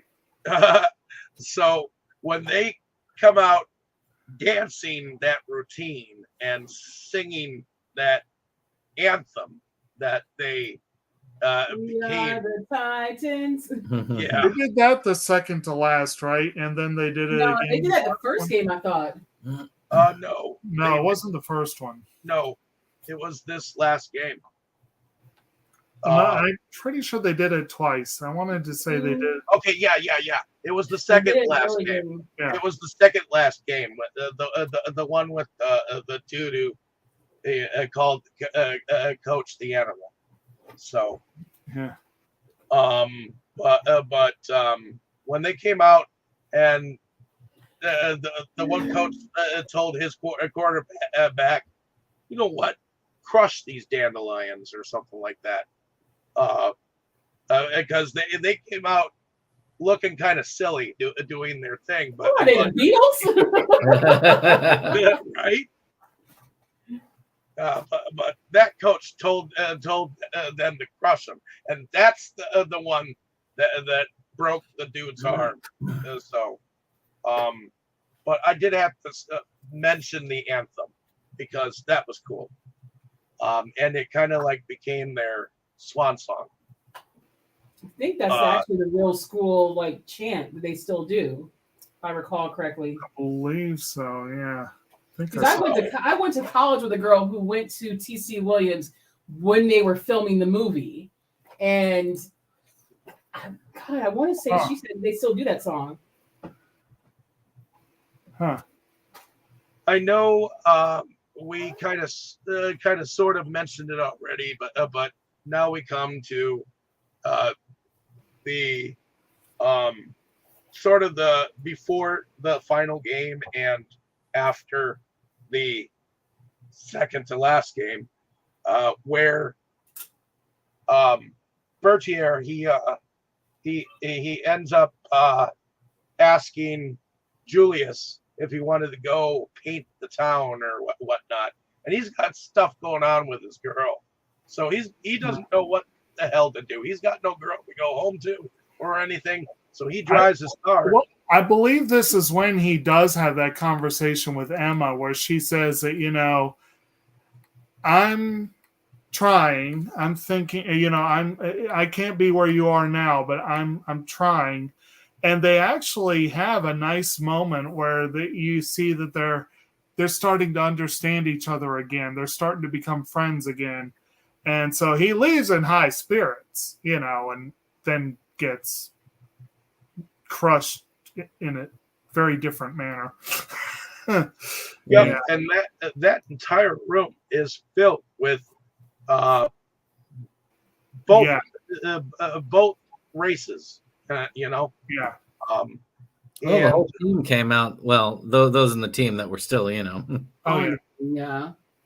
Yep. And you know, but and we've gone over this scene a lot as we go because we keep coming back to it because it does change a lot of minds and hearts. But they still have that last game against Marshall. Well, I don't think we've mentioned though. Maybe we did, and I missed it. I'm sorry. I don't know if we mentioned though the one really fun line there, where like we did mention that Gary's mother said that you're the one he wants to see when Julius comes into the room. Yeah, and when he does go in there, what's up? When he does go in there, the nurse. She's like family only. Yep. Hey, can't you see the family resemblance? Right. And he's my brother. Right. Yeah. I mean, I cry at movies and stuff like that all the time, but that scene right there had me in buckets. And he's like, that's my brother. Like, oh my God. Right. I had a couple of tears myself for that moment today. And Yeah. it seems to be a tearjerker every time I see that moment when I watch this movie. So it does bring out emotion in people. Right. I wasn't gushing, but I could definitely feel me tearing up, So, but also, there when the game is going on and Bertier tells the nurse to get out of there, while he's in there, that was funny. I'm sorry. Or doesn't he like cry out and she comes running into the room and he's like, leave me alone. Yeah, something like that. Here. But real quick though, I do want to say as well, he gets hit by a big ass truck, and he gets hit on the driver's side, if I remember correctly. Yeah. And it's like when I found out he was just paralyzed. I mean, I say just paralyzed, but when I found out he was paralyzed from the waist down, I'm like, oh shit! I thought he was going to be worse than that. That was like you look at the location of where the impact was. Yeah, it was lower and back of his seat, essentially. Right. So it's like, yeah, I can see how that would probably fucked up his spine a little bit. Right, but there's almost a sense of relief at that scene that it wasn't worse. You know what I mean? Like, obviously it was bad, but. Even though this was another Hollywood embellishment, because the real life Gary did play the final game. He didn't get paralyzed until after the final game when they were all celebrating. That's when he had the car accident. Oh. Yeah. Yeah. That's another big Hollywood thing of like, we need to add more drama. Speaking of the final game, do we remember what was the name of the school he was up against? Marshall. Yeah, Marshall. But that wasn't the team that they were up against. The final team. No, and I want to mention this because it's awesome. Well, first of all, they said Roanoke Bowl, which I'm almost sure that there is no longer. Maybe Salem High has a football. I don't remember. But it says on IMDb the actual name of the opponent was Andrew Lewis High School in Salem, Virginia. Mm-hmm. I'm not sure if Brandon knows this, but as much time as we spent in Salem, Andrew Lewis is now the middle school there. So, but I did find it very interesting to find out the final opponent was a school that I've actually substitute taught at. So that was an interesting tidbit for me. It's too bad they had to change it for the movie, though. Yeah. And of course, the one thing I was thinking to myself, like, oh, is this the team for We Are Marshalls? Like, no, that was a college in West Virginia. Yes, I wondered about that too, because Marshall, that's what I think when I think Marshall, but it would have made no sense, Yeah, they had to really up their game and go against a college team from West Virginia at the end. Come to think of it, I probably should have put that up for this month. Keep with the football theme, but yeah, whatever. One day we'll have to hit that one. Well, they did have one more game after he got hurt, because he watched it from his room. Oh, in the movie, yes. Yeah. But that was funny when he was watching it in his room and he's yelling, and the nurse comes in. He's like, "Get out of here!" But yeah. So I think that brings us to the end of the movie where we have this ending scene where it's like 10 years later and they're all showing up for I believe it was Bertier's funeral, which evidently in real life he died in a car accident,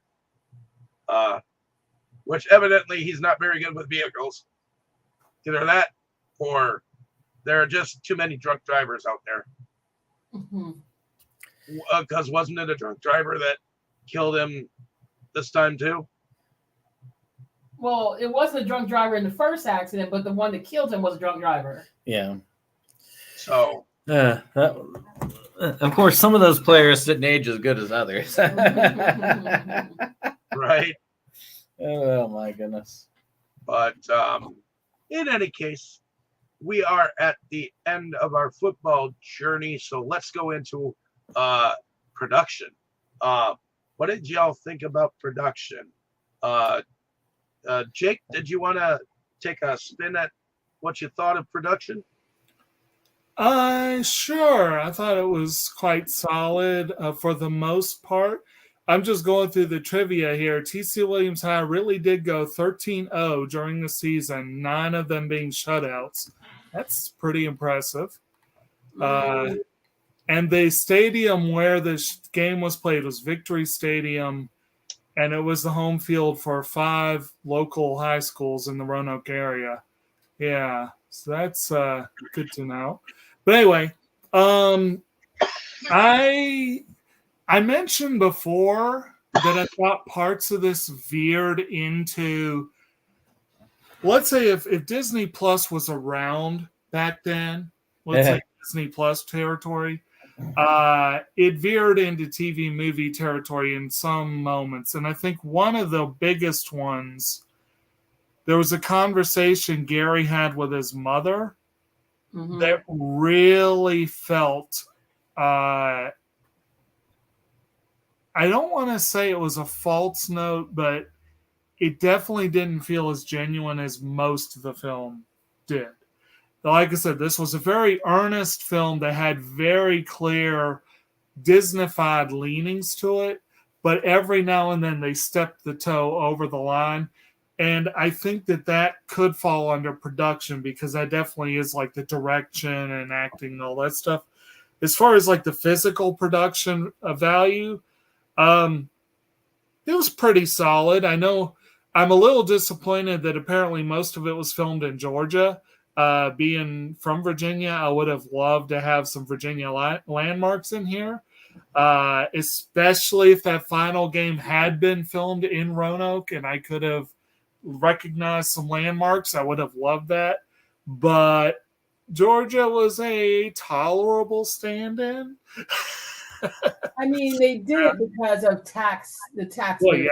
Georgia was offering them better tax benefits than Virginia was at the time. For a while, Georgia has been very friendly to movie productions, and Virginia is getting there, but still not on the same level. When they losing out on this film, I think is what made Virginia go, you know what? I think we need to start, especially if the movie takes place in Virginia. The fact that it's like, what the F? I do like that they did utilize the school a little bit, and they did scout it out. They did get some of the location details. Yeah. So some of that, I mean, there are a lot worse things when they talk about Virginia. X-Files is a good example of really poor Virginia representation. Friggin' filmed in Canada for the most part. No, my personal favorite of it takes place in Virginia, but you know it's not Virginia, is what's the movie called? Deep Impact. At the end, when Elijah Wood and Lily Sobieski are escaping the wave, and you see a sign that says Virginia Beach, 2 miles, and then they're crawling up a mountain. Yep, all them mountains around Virginia Beach. I know, like where did that mountain come from? It's the same one that Pocahontas dived off of. I'm sure. A giant waterfall. I'm sure at 12 years old, that's what Pocahontas did. In Jamestown at that.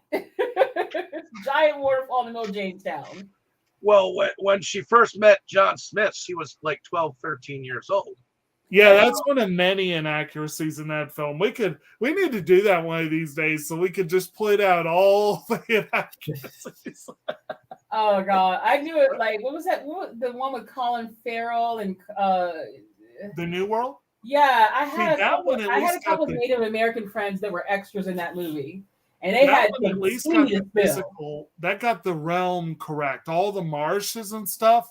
That I watched that movie and I was like, damn it! I wish I had known this was filming. I could have been there. And they filmed on location in Virginia. Yes, and I had 2 Native friends that were part of the core Indian extras.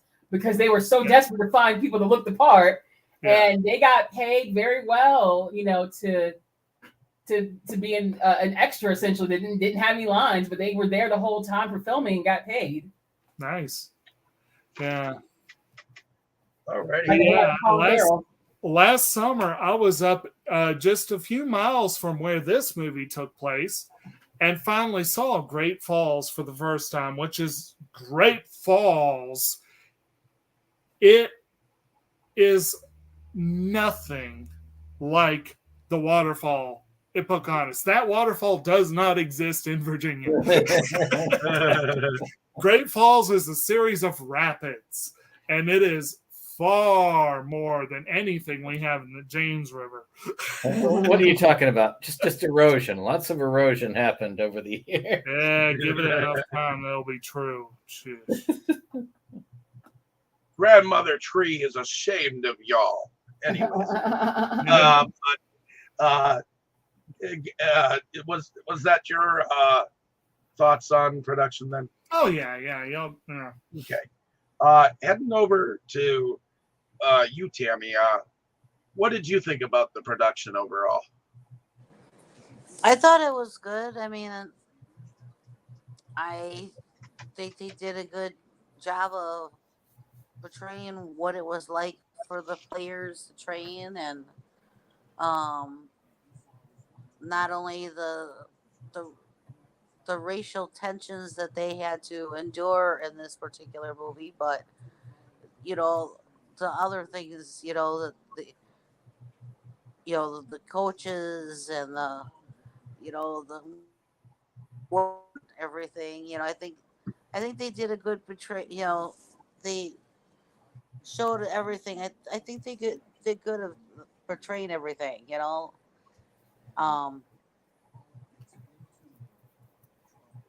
You had your stadiums and the locker rooms and all that stuff. So I think it was good. I mean, I like movies. I always like movies that are real. They don't have any CGI or any other crap in it. I like movies that are real. Real landscapes and real people and real things. So I think they did a good job. Okay. Heading over to you, Kim. What were your thoughts on the production of this film?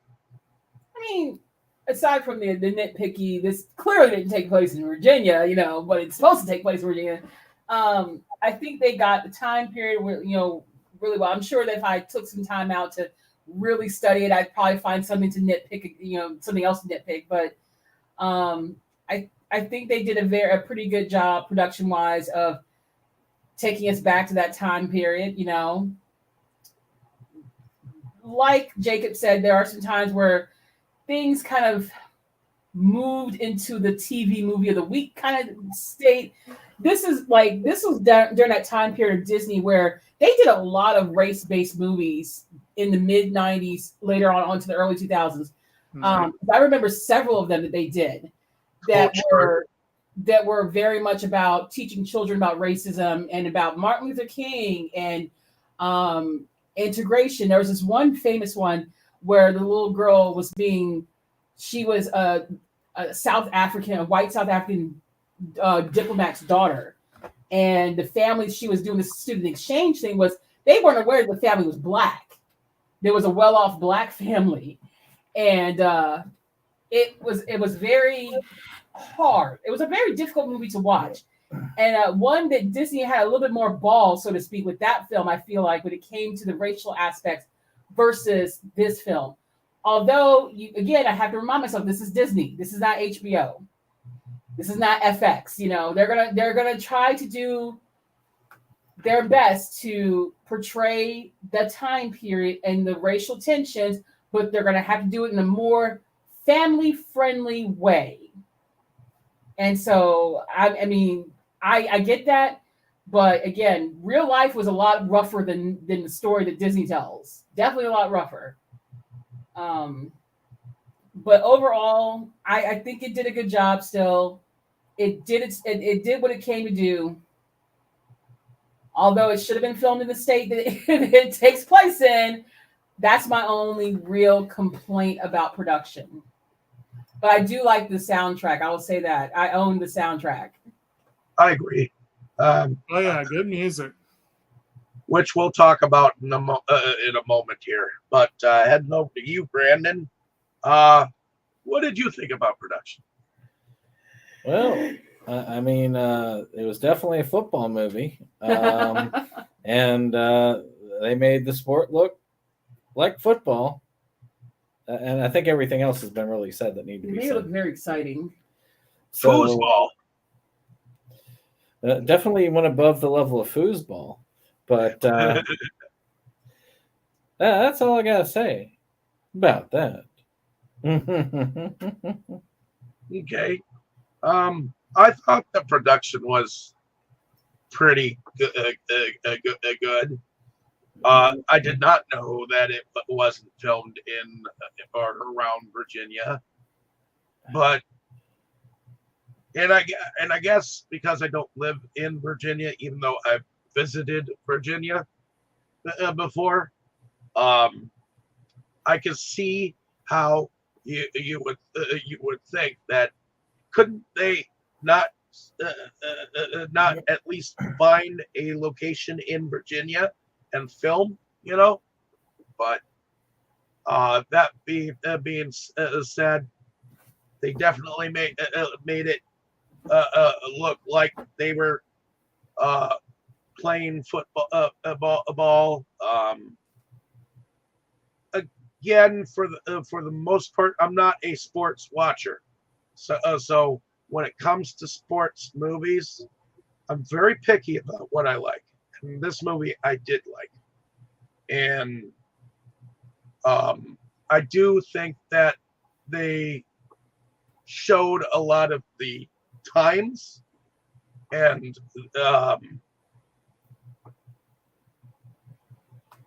did a very good job at integrating it onto screen. How to turn hate into friendship, that type of thing. And as far as I do like the fact that that the coach took it to Gettysburg and mentioned that all of these men lived, died, and fought for the exact same reasons that they were fighting amongst themselves for. Although that didn't exactly turn Dean Martin over, Yeah. It did resonate with some. Unfortunately, we can't even bring Don Rickles back to life for that character. But I mean, in any case, later on, because when I saw American History X, I saw that after Remember the Titans, and that scene later on, I remembered the scene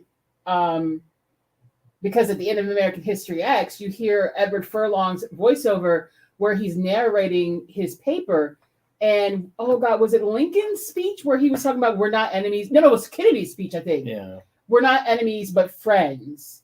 And he outlines the differences between the both sides and how, but at the end of the day, we need to come together. We're all the same rate. We're all the same people. We're all mortal, and it kind of reminded me of that moment because, yeah, the Civil War, it was brother against brother, you had people who were members of the same family, but one was on Confederate side, one was on the Union side, and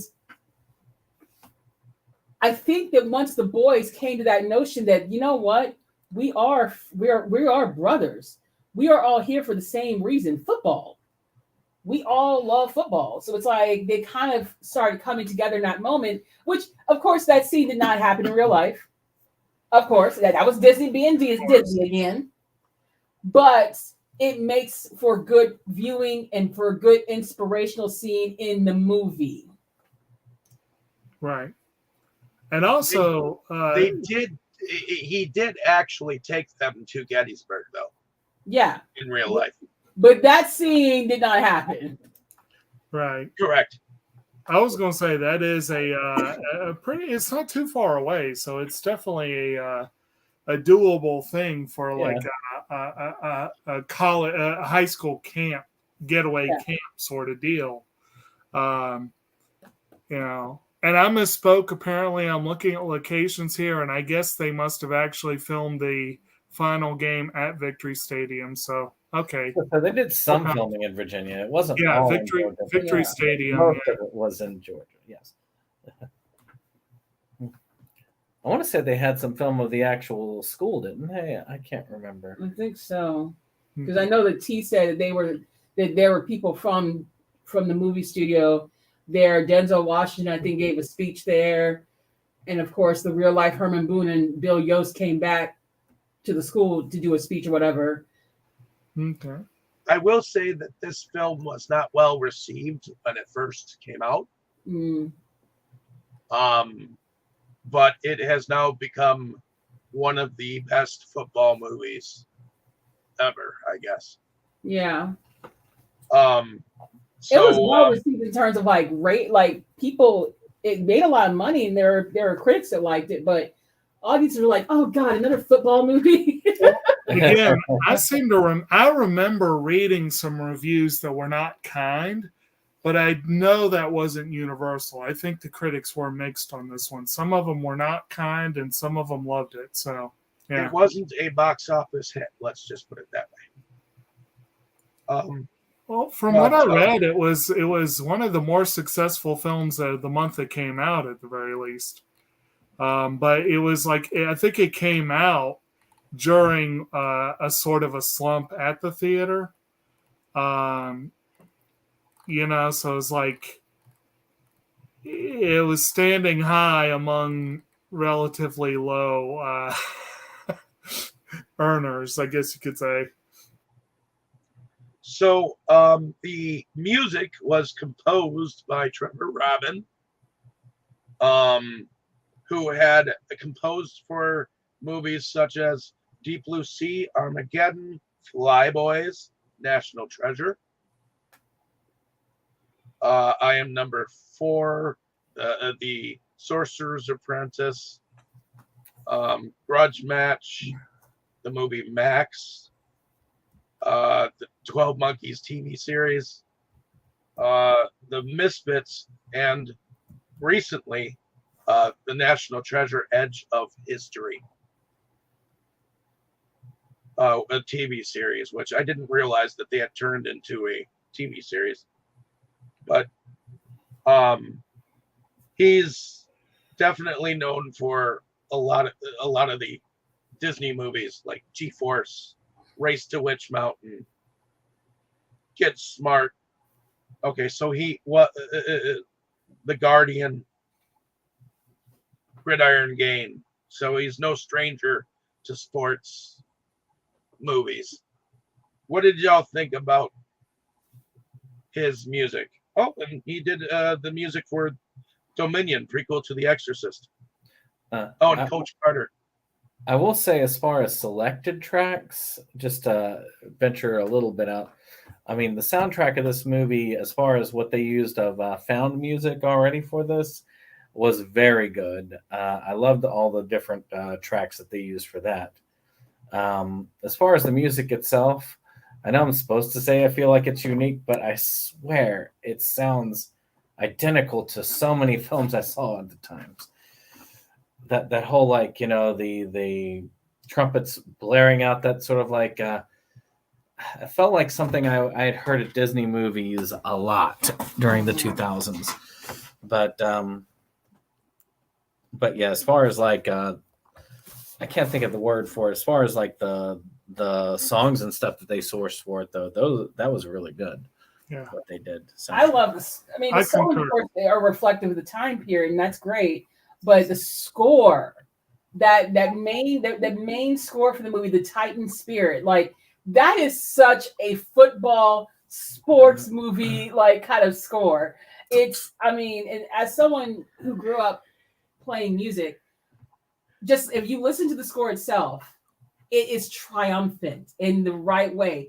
You have the moments where it starts off triumphant, And then you see that it kind of dips down to a very soft and gentle way where you're like, okay, this is when your hero starts to second guess themselves. They're facing so much trials and tribulations. And then, of course, you get to the climax where, of course, they win the big game. And that, if that is not music-wise, if that does not bring a tear to your damn eye, I don't know what will. But it's a very good score. If you really want to go there, yes, a very cliched sports anthem, but it's still amazing, especially when you couple it perfectly timed in that final scene at the final game where Rev gets across the touchdown line and everyone's cheering and dancing and they're happy because Titans won. You know, they perfectly timed that with the score so that as he's hitting the touchdown, boom, you get to that big crashing triumphant climax of the song. Maybe I should have heard it when it came out, and it would have felt more original to me. I told you I have the soundtrack. I've got the damn score on my phone. If you want to hear it, Dave. No. I mean, I feel like if I had watched the movie when it came out, it would have felt like less. I think it probably was copied a lot after that. It was. So by the time I got to it, it was like, I've heard this a million other times before. I've heard songs. Well, because it's the same guy making them. You know, everyone can pick out a John Williams score, you know, without even being told it's John Williams. So I think with this guy, with Trevor, because he does so many sports films, well, of course, the scores are going to sound similar. But unfortunately, for you, like you said, you saw this movie later. Yeah, I mean, I saw this movie, let's see, 24 years after it debuted. Yeah, and you had already seen other movies that had similar scores done by the same composer. So yeah, to you, it sounds trite. It sounds cliche.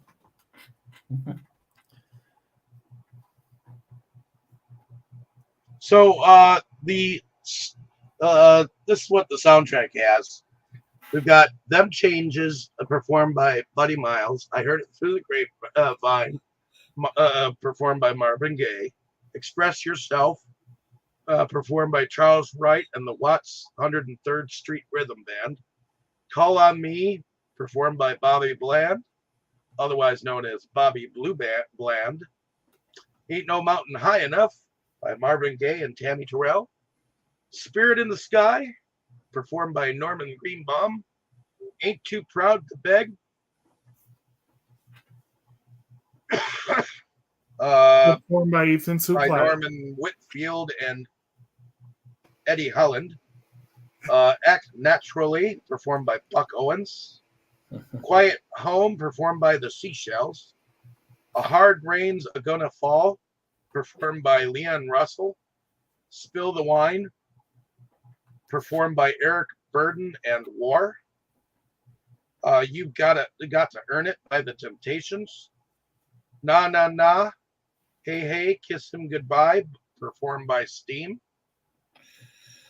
Time Has Come Today by the Chambers Brothers. Superstar, Remember How You Got Where You Are by the Temptations.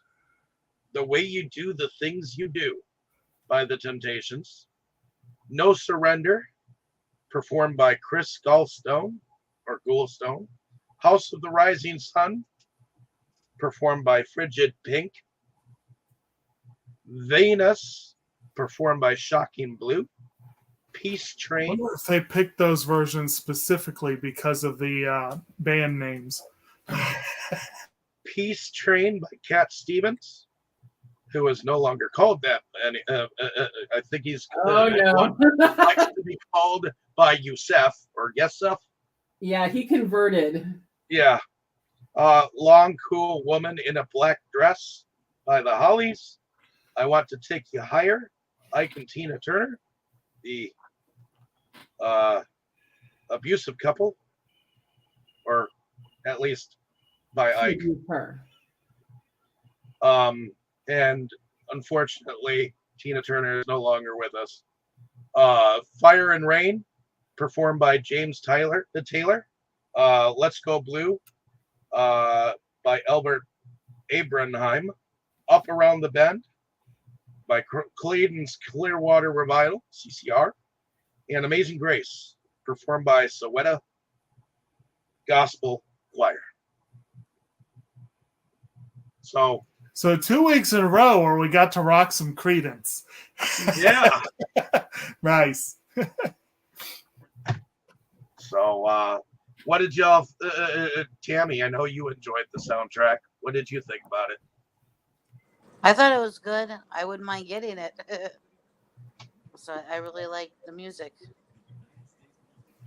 Yeah, this probably would be a fun one to, and I'm sure there is a physical release of the soundtrack because at the time, soundtracks were pretty commonplace with popular movies. Don't know if you'd be able to track it down now, though. Oh, it's on Amazon, I'm sure. You could at least buy it on iTunes. Right. I'm talking about proper releases. But anyway. Okay, well, it's on Amazon. Come in. So I think now we can get into favorite scenes and our favorite characters.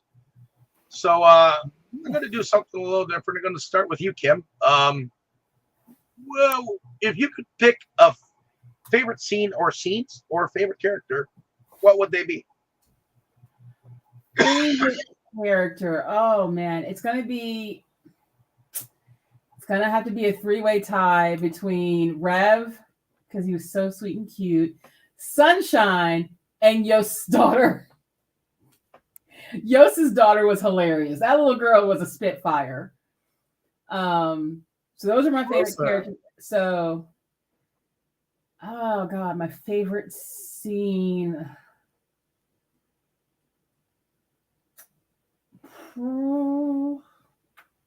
This is difficult.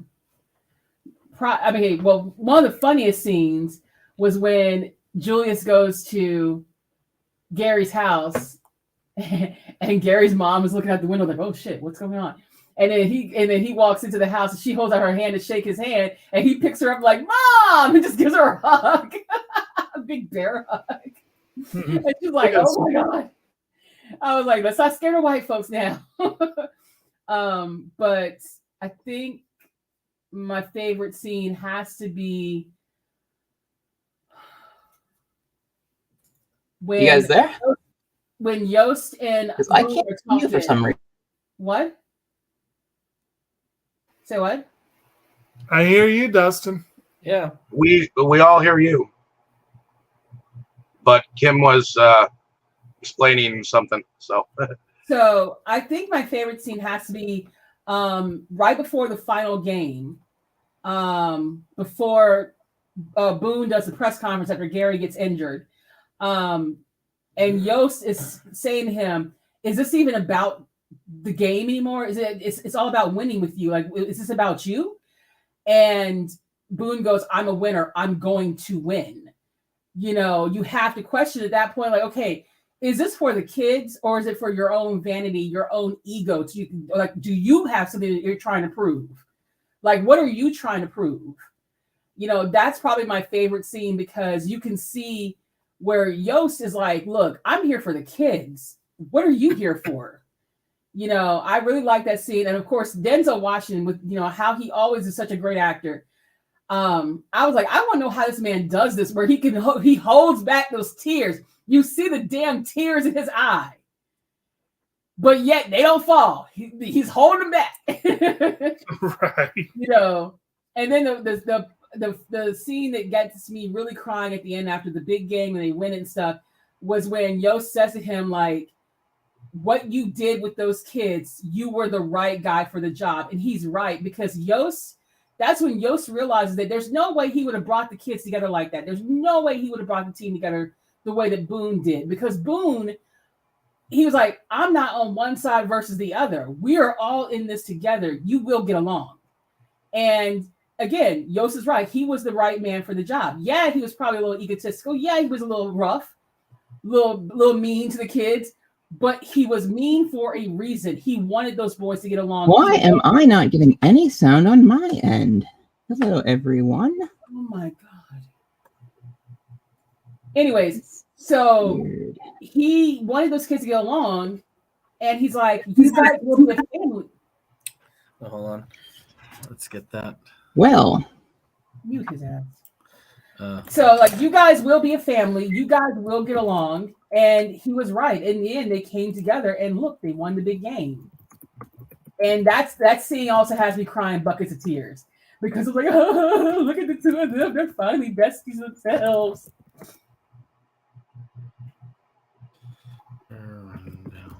So yeah, that's it for me. Okay. Let's. I think I have it figured out. Okay. How do I sound now? You have. Can you hear us sounded- now? We've heard you since the get-go, so I don't know what it Have was. you been hearing? Can you hear us? Yeah, I can hear you. Do you guys hear yourselves through my mic? I don't hear you. I mean, I hear you, but I don't hear myself through your mic. I don't. Okay, good. So I did say that right. So I've been watching things on my computer using an external speaker, and I did not realize, because it didn't do this during our last show, that somehow it had set up to play from the external speaker, which the laptop does not cancel out the sound from. So because I have it configured so that when you guys talk, my mic ignores it if it hears it through the computer speakers. But because it's an external speaker, that feature did not work for some reason. So I apologize for that kind of loud blast you got a minute ago, I think. There was no loud blast. We just heard your voice. That's all. Oh, well. Okay. So anyway, I'm sorry I interrupted you, Kim. Go ahead. I'm done now. Oh, I feel bad now. But Kim is done with her viewpoint. So since you haven't given your first impressions, Dustin, why don't you give us your rundown of what you thought of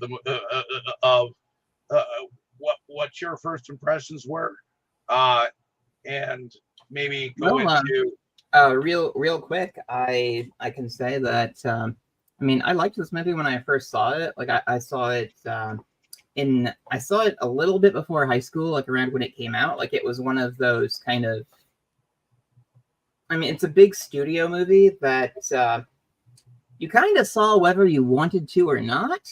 I mean, I liked the movie. It was fun. It was just, it was one of those things where it's kind of like everybody's seeing it, everybody's talking about it, and you are going to watch it yourself, whether or not you seek it out. So I saw it, I think, on Disney Channel originally, and it's like, wow, that was really good. Like, it didn't feel like super deep or anything, but it's, I mean, it's a good story, and it's kind of, watching it now that I have, like, kind of a lot more advanced taste, it's like, you can almost see, like, the strings of how, like, the story is kind of constructed. It's like, okay, here's our conflict, like, I bet this is going to happen, okay, and it feels, I'm pretty sure it's, like, really heavily dramatized. I do have kind of a funny, stupid story from high school, so, I went to a high school in Rockford, Illinois, and we had a kind of experimental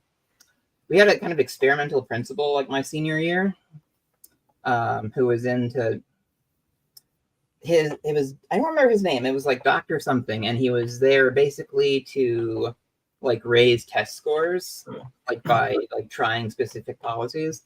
And he was friends with like the real Coach Boone, and Coach Boone basically came and did like a pep talk to my high school class in the auditorium because he was like a close friend of this Dr. whatever principal that we had. And I was pretty inexperienced at the time with like how like movies based on true stories were actually made. Like the word dramatization did not exactly exist in my vocabulary. And so, like, when I was talking to him after the thing, like, there was, like, a little thing you got to go up and, like, meet him, like, talk to him for a few minutes. And I was like, man, that movie was pretty cool. Like, was it all really like that? Or, like, how much was different? And he was just kind of like, well, we did the thing. Okay. And I felt like a total idiot. But he did sign something for me, which I still have somewhere. I hadn't planned on getting a signature, so I literally was just like, and he was like, I mean, I could sign something for you. And it's like, and I literally like ripped the cardboard off the back of like my like notebook from my backpack, just from some random class. And so I have just like a generic piece of cardboard signed by Coach Boone in my like, memories book. Like I ended up doing the same thing with Sean Astin, like at UWM many years later too. It's like, wow. wait, Sam is here. Shit. Just sign this piece of paper. I will stick it in like the case for my Lord of the Rings DVD. And he's like, good idea. Fair enough. All right, Dustin, I wasn't going to jump in here, but you just forced my hand. Because we had Rudy Rudiger come to our school. And, of course, he was played by Sean Astin in the movie. So, was he like warm or was he like mean? He was pretty cool from what I remember, you know. Okay, so you had a better experience maybe. I did probably ask him like the most asshole question he probably gets all the time though. So, and in full fairness, he might not have been wrong. But yeah, this is a fun movie. I think they actually showed it to us in health class for some reason, which man, that freshman year health class had a lot of odd choices. It's like, okay, well, we're pretty much all the way through the anatomy book. Through what they'll let me teach you. We're gonna watch Osmosis Jones today. Or like we're gonna watch part 3 of Remember the Titans, or I don't know. We saw some real strange stuff. We saw John Q in health class for fuck's sake one time. And you know, it's actually kind of relevant, but at the same time, like feel like maybe we should have a book open. I mean, not to be a total nerd, but but yeah, this movie's just a good time, you know, and like watching it again today, it's like, wow, this still works pretty well. Like this is just a fun movie. So, what was that? What did you think about the production overall? It's very well made. I mean, it doesn't have, because it's a drama, it doesn't really have a whole lot of like effects. So it's pretty much just like costuming, like making the period like feel authentic. I think they did a really good job of that, because it was, you could tell it was set in the past. Like they didn't skimp on anything. Like I didn't notice any anachronisms. I'm sure there's probably one or two, but overall, I think it sells itself pretty well and fits into the time period it's supposed to take place. And the attitude that a lot of people had, I think, was, I would think it was, because this is a Disney movie, which I did not remember until I saw it again today. I think maybe some of those events were probably really sanitized. Like I'm sure there was much worse language actually said in a lot of those situations. Yeah.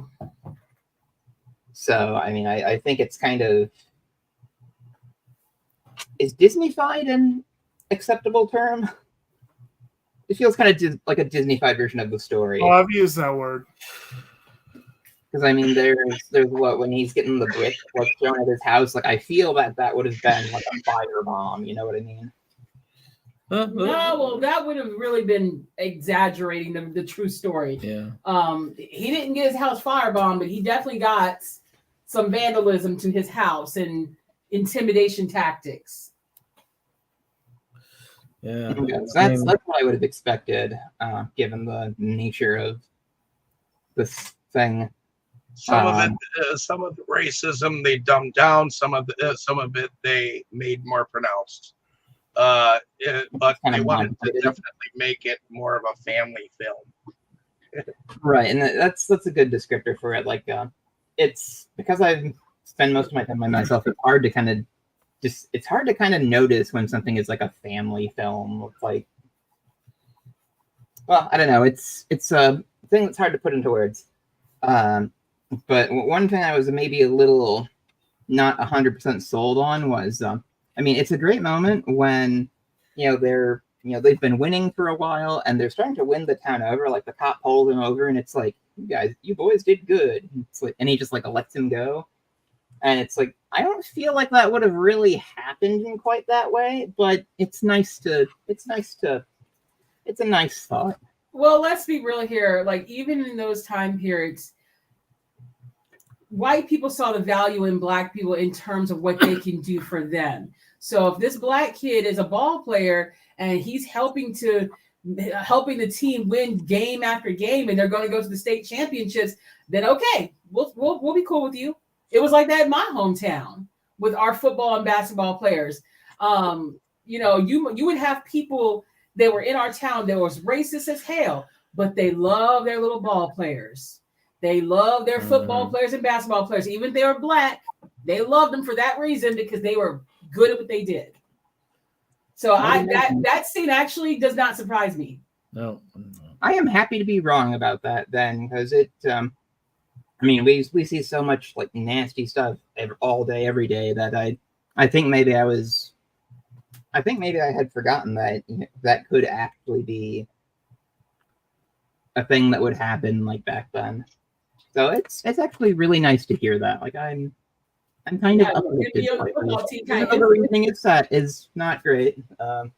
Unfortunately, Unfortunately, when it comes to people in football shenanigans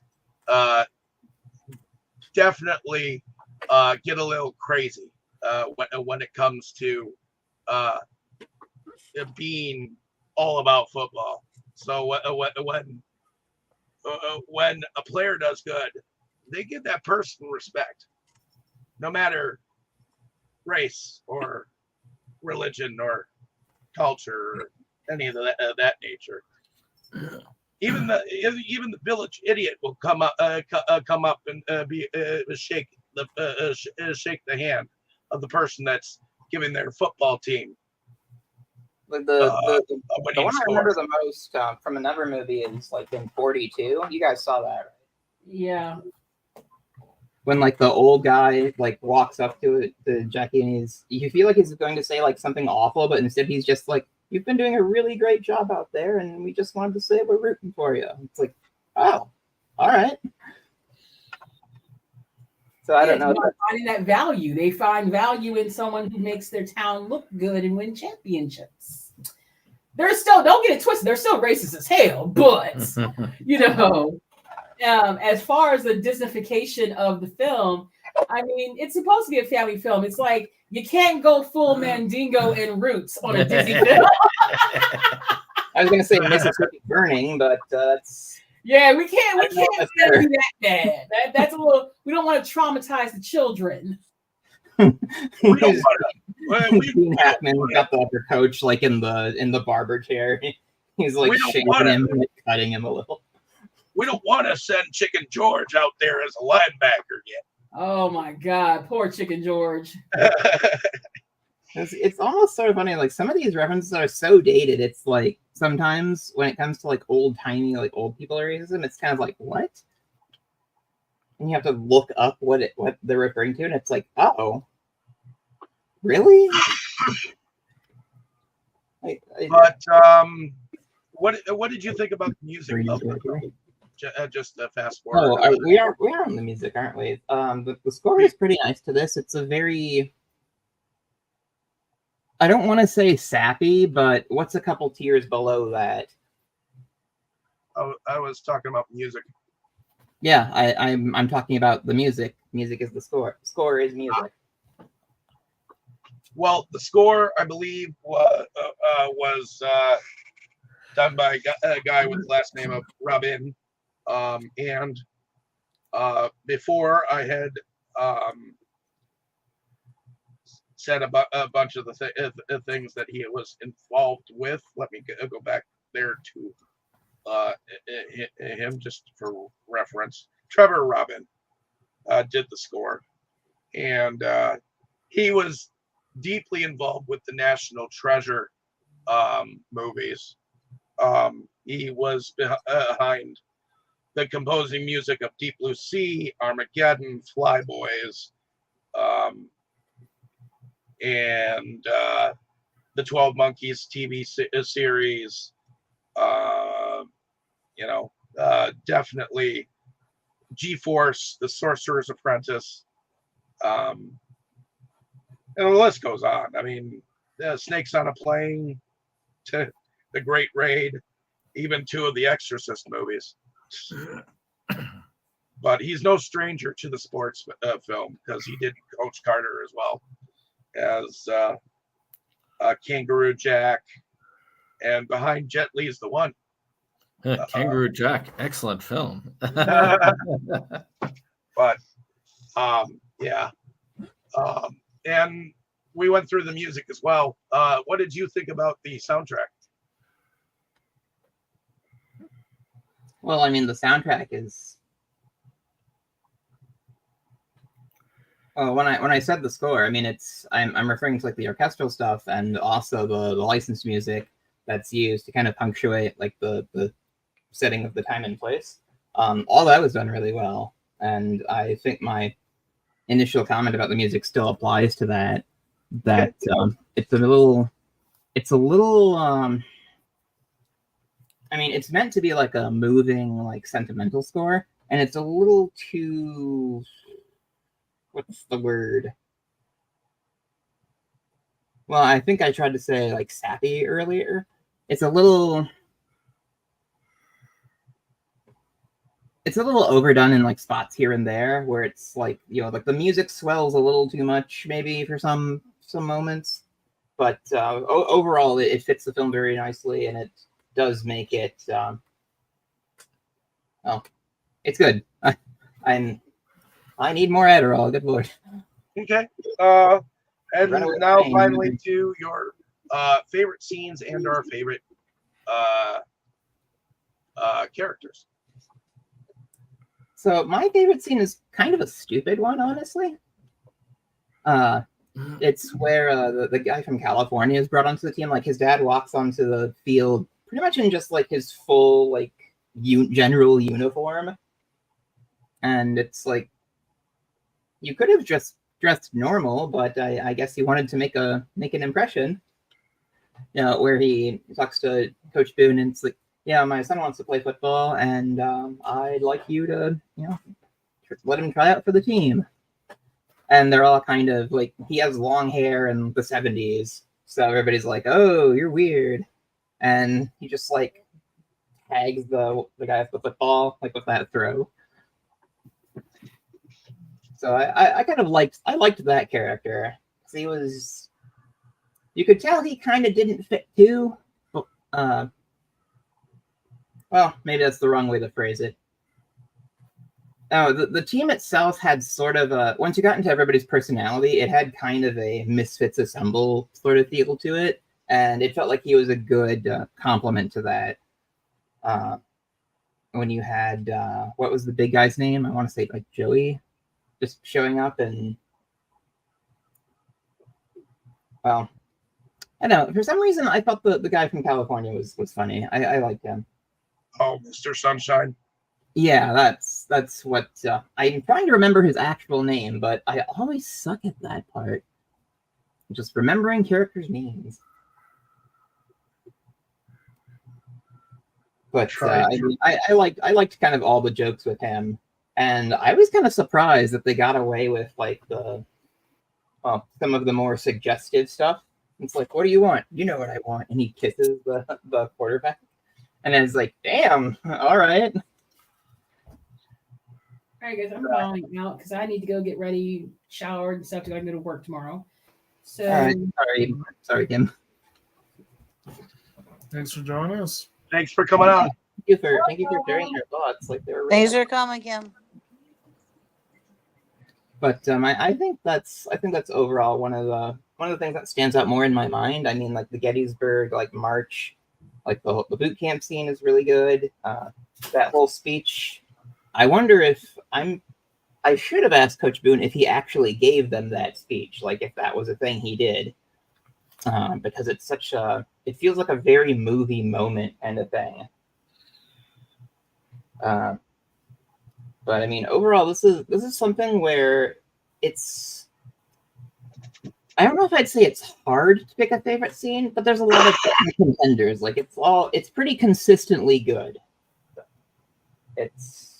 It's harder to single out like individual pieces, or at the very least, it feels good. Okay. I don't know what kind of critical reception it got. I assume it probably did pretty well. Okay. But, those are just kind of my thoughts. So, alrighty. Heading over to you, Brandon. Favorite characters and our favorite scene. So favorite character is Rev. Favorite scene is the hospital scene. I think that's just a tearjerker, even for me.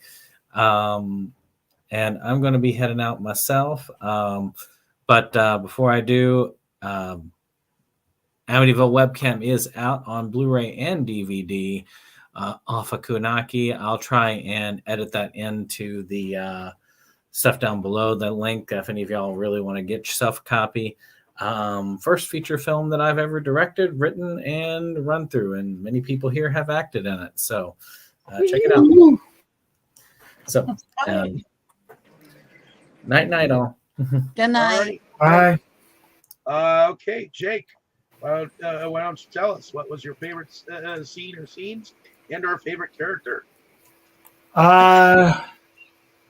Scenes, kind of hard to say a clear one. I think the scene where Gary's like, "Can't you see the family resemblance? He's my brother." You know, I love that line. And I mentioned before the scene where Boone kind of reminded Yost, I feel for your daughter, but this is what mine have to live with. Like those were a couple scenes that really resonated with me. And probably have to go with those for the lead, but there are a lot of good scenes in the movie. And most of the scenes with Cheryl, she was a trip. And one thing I did want to mention earlier, and it's kind of a shame that we've lost some of the group already. Apparently, Cheryl actually passed away very young. She died not long before this movie went into production, and they decided to, because she was the only one of the four sisters who really would have been actively involved, they streamlined the movie and just cut the other three out. But apparently the other three were perfectly okay with that. They were like, she was there and she's no longer with us, so we'll just let her be the, So I thought that was kind of cool to read up on that. But as far as favorite characters, Cheryl is one of my favorites. She is just hilarious in many ways. And I did like, it's kind of scary, but also in this case, kind of amusing to see how quickly kids can change, how malleable they can be. She was her father's daughter, first and foremost. Speaking of, both Yost and Boone are great characters. But if I had to pick a second favorite, I got to go with Louis Lastic, Ethan Supplé's character. He's just such a cool guy. He's such a nice guy. And I agree with Kim that the Rev was just such a nice guy too. Both of them were just they were kind of the hearts of the team, I guess you could say. So I like them too. Okay. Heading over to you, Tammy. What if there was a favorite character, what would they be, and maybe some favorite scenes or scene? Well, my favorite character is Boone. I've always liked him as an actor, and I think he does a great job in here. You were garbled there. I didn't catch it. Denzel. Oh, okay. Favorite scenes, there's quite a few, but I think what's the name of the big white guy? Oh, Plastic. You talking about Ethan Supplé? yeah, Ethan Supplé. The big dude? Louis Lastic. Yeah. I like a lot of the scenes that he's in because he's just so funny, and he's just he tries to bring everybody together and everything. I really get a kick out of him. Sorry. I like his scenes a lot. I do want to jump in and add another one. Speaking of him, there's the scene in the locker room where they're all trying to do your mama jokes, and he's walking hunched over, and he's like, "Oh man, I just gave your mom a piggyback, and she weighs twice as much as I do," and everyone else is like, "Yeah, that was." I think that whole entire scene was like one of my favorites. Right. That was good. I really like that too. So I like how they all were in agreement that he got the best one. I think my second favorite, if I besides Denzel, was the little girl. Yeah, she was a trip. Oh So, yeah, the little girl was precocious. I would have to say, as far as anything, at least in my mind, as far as favorite characters go, Michelle, I believe that was her name.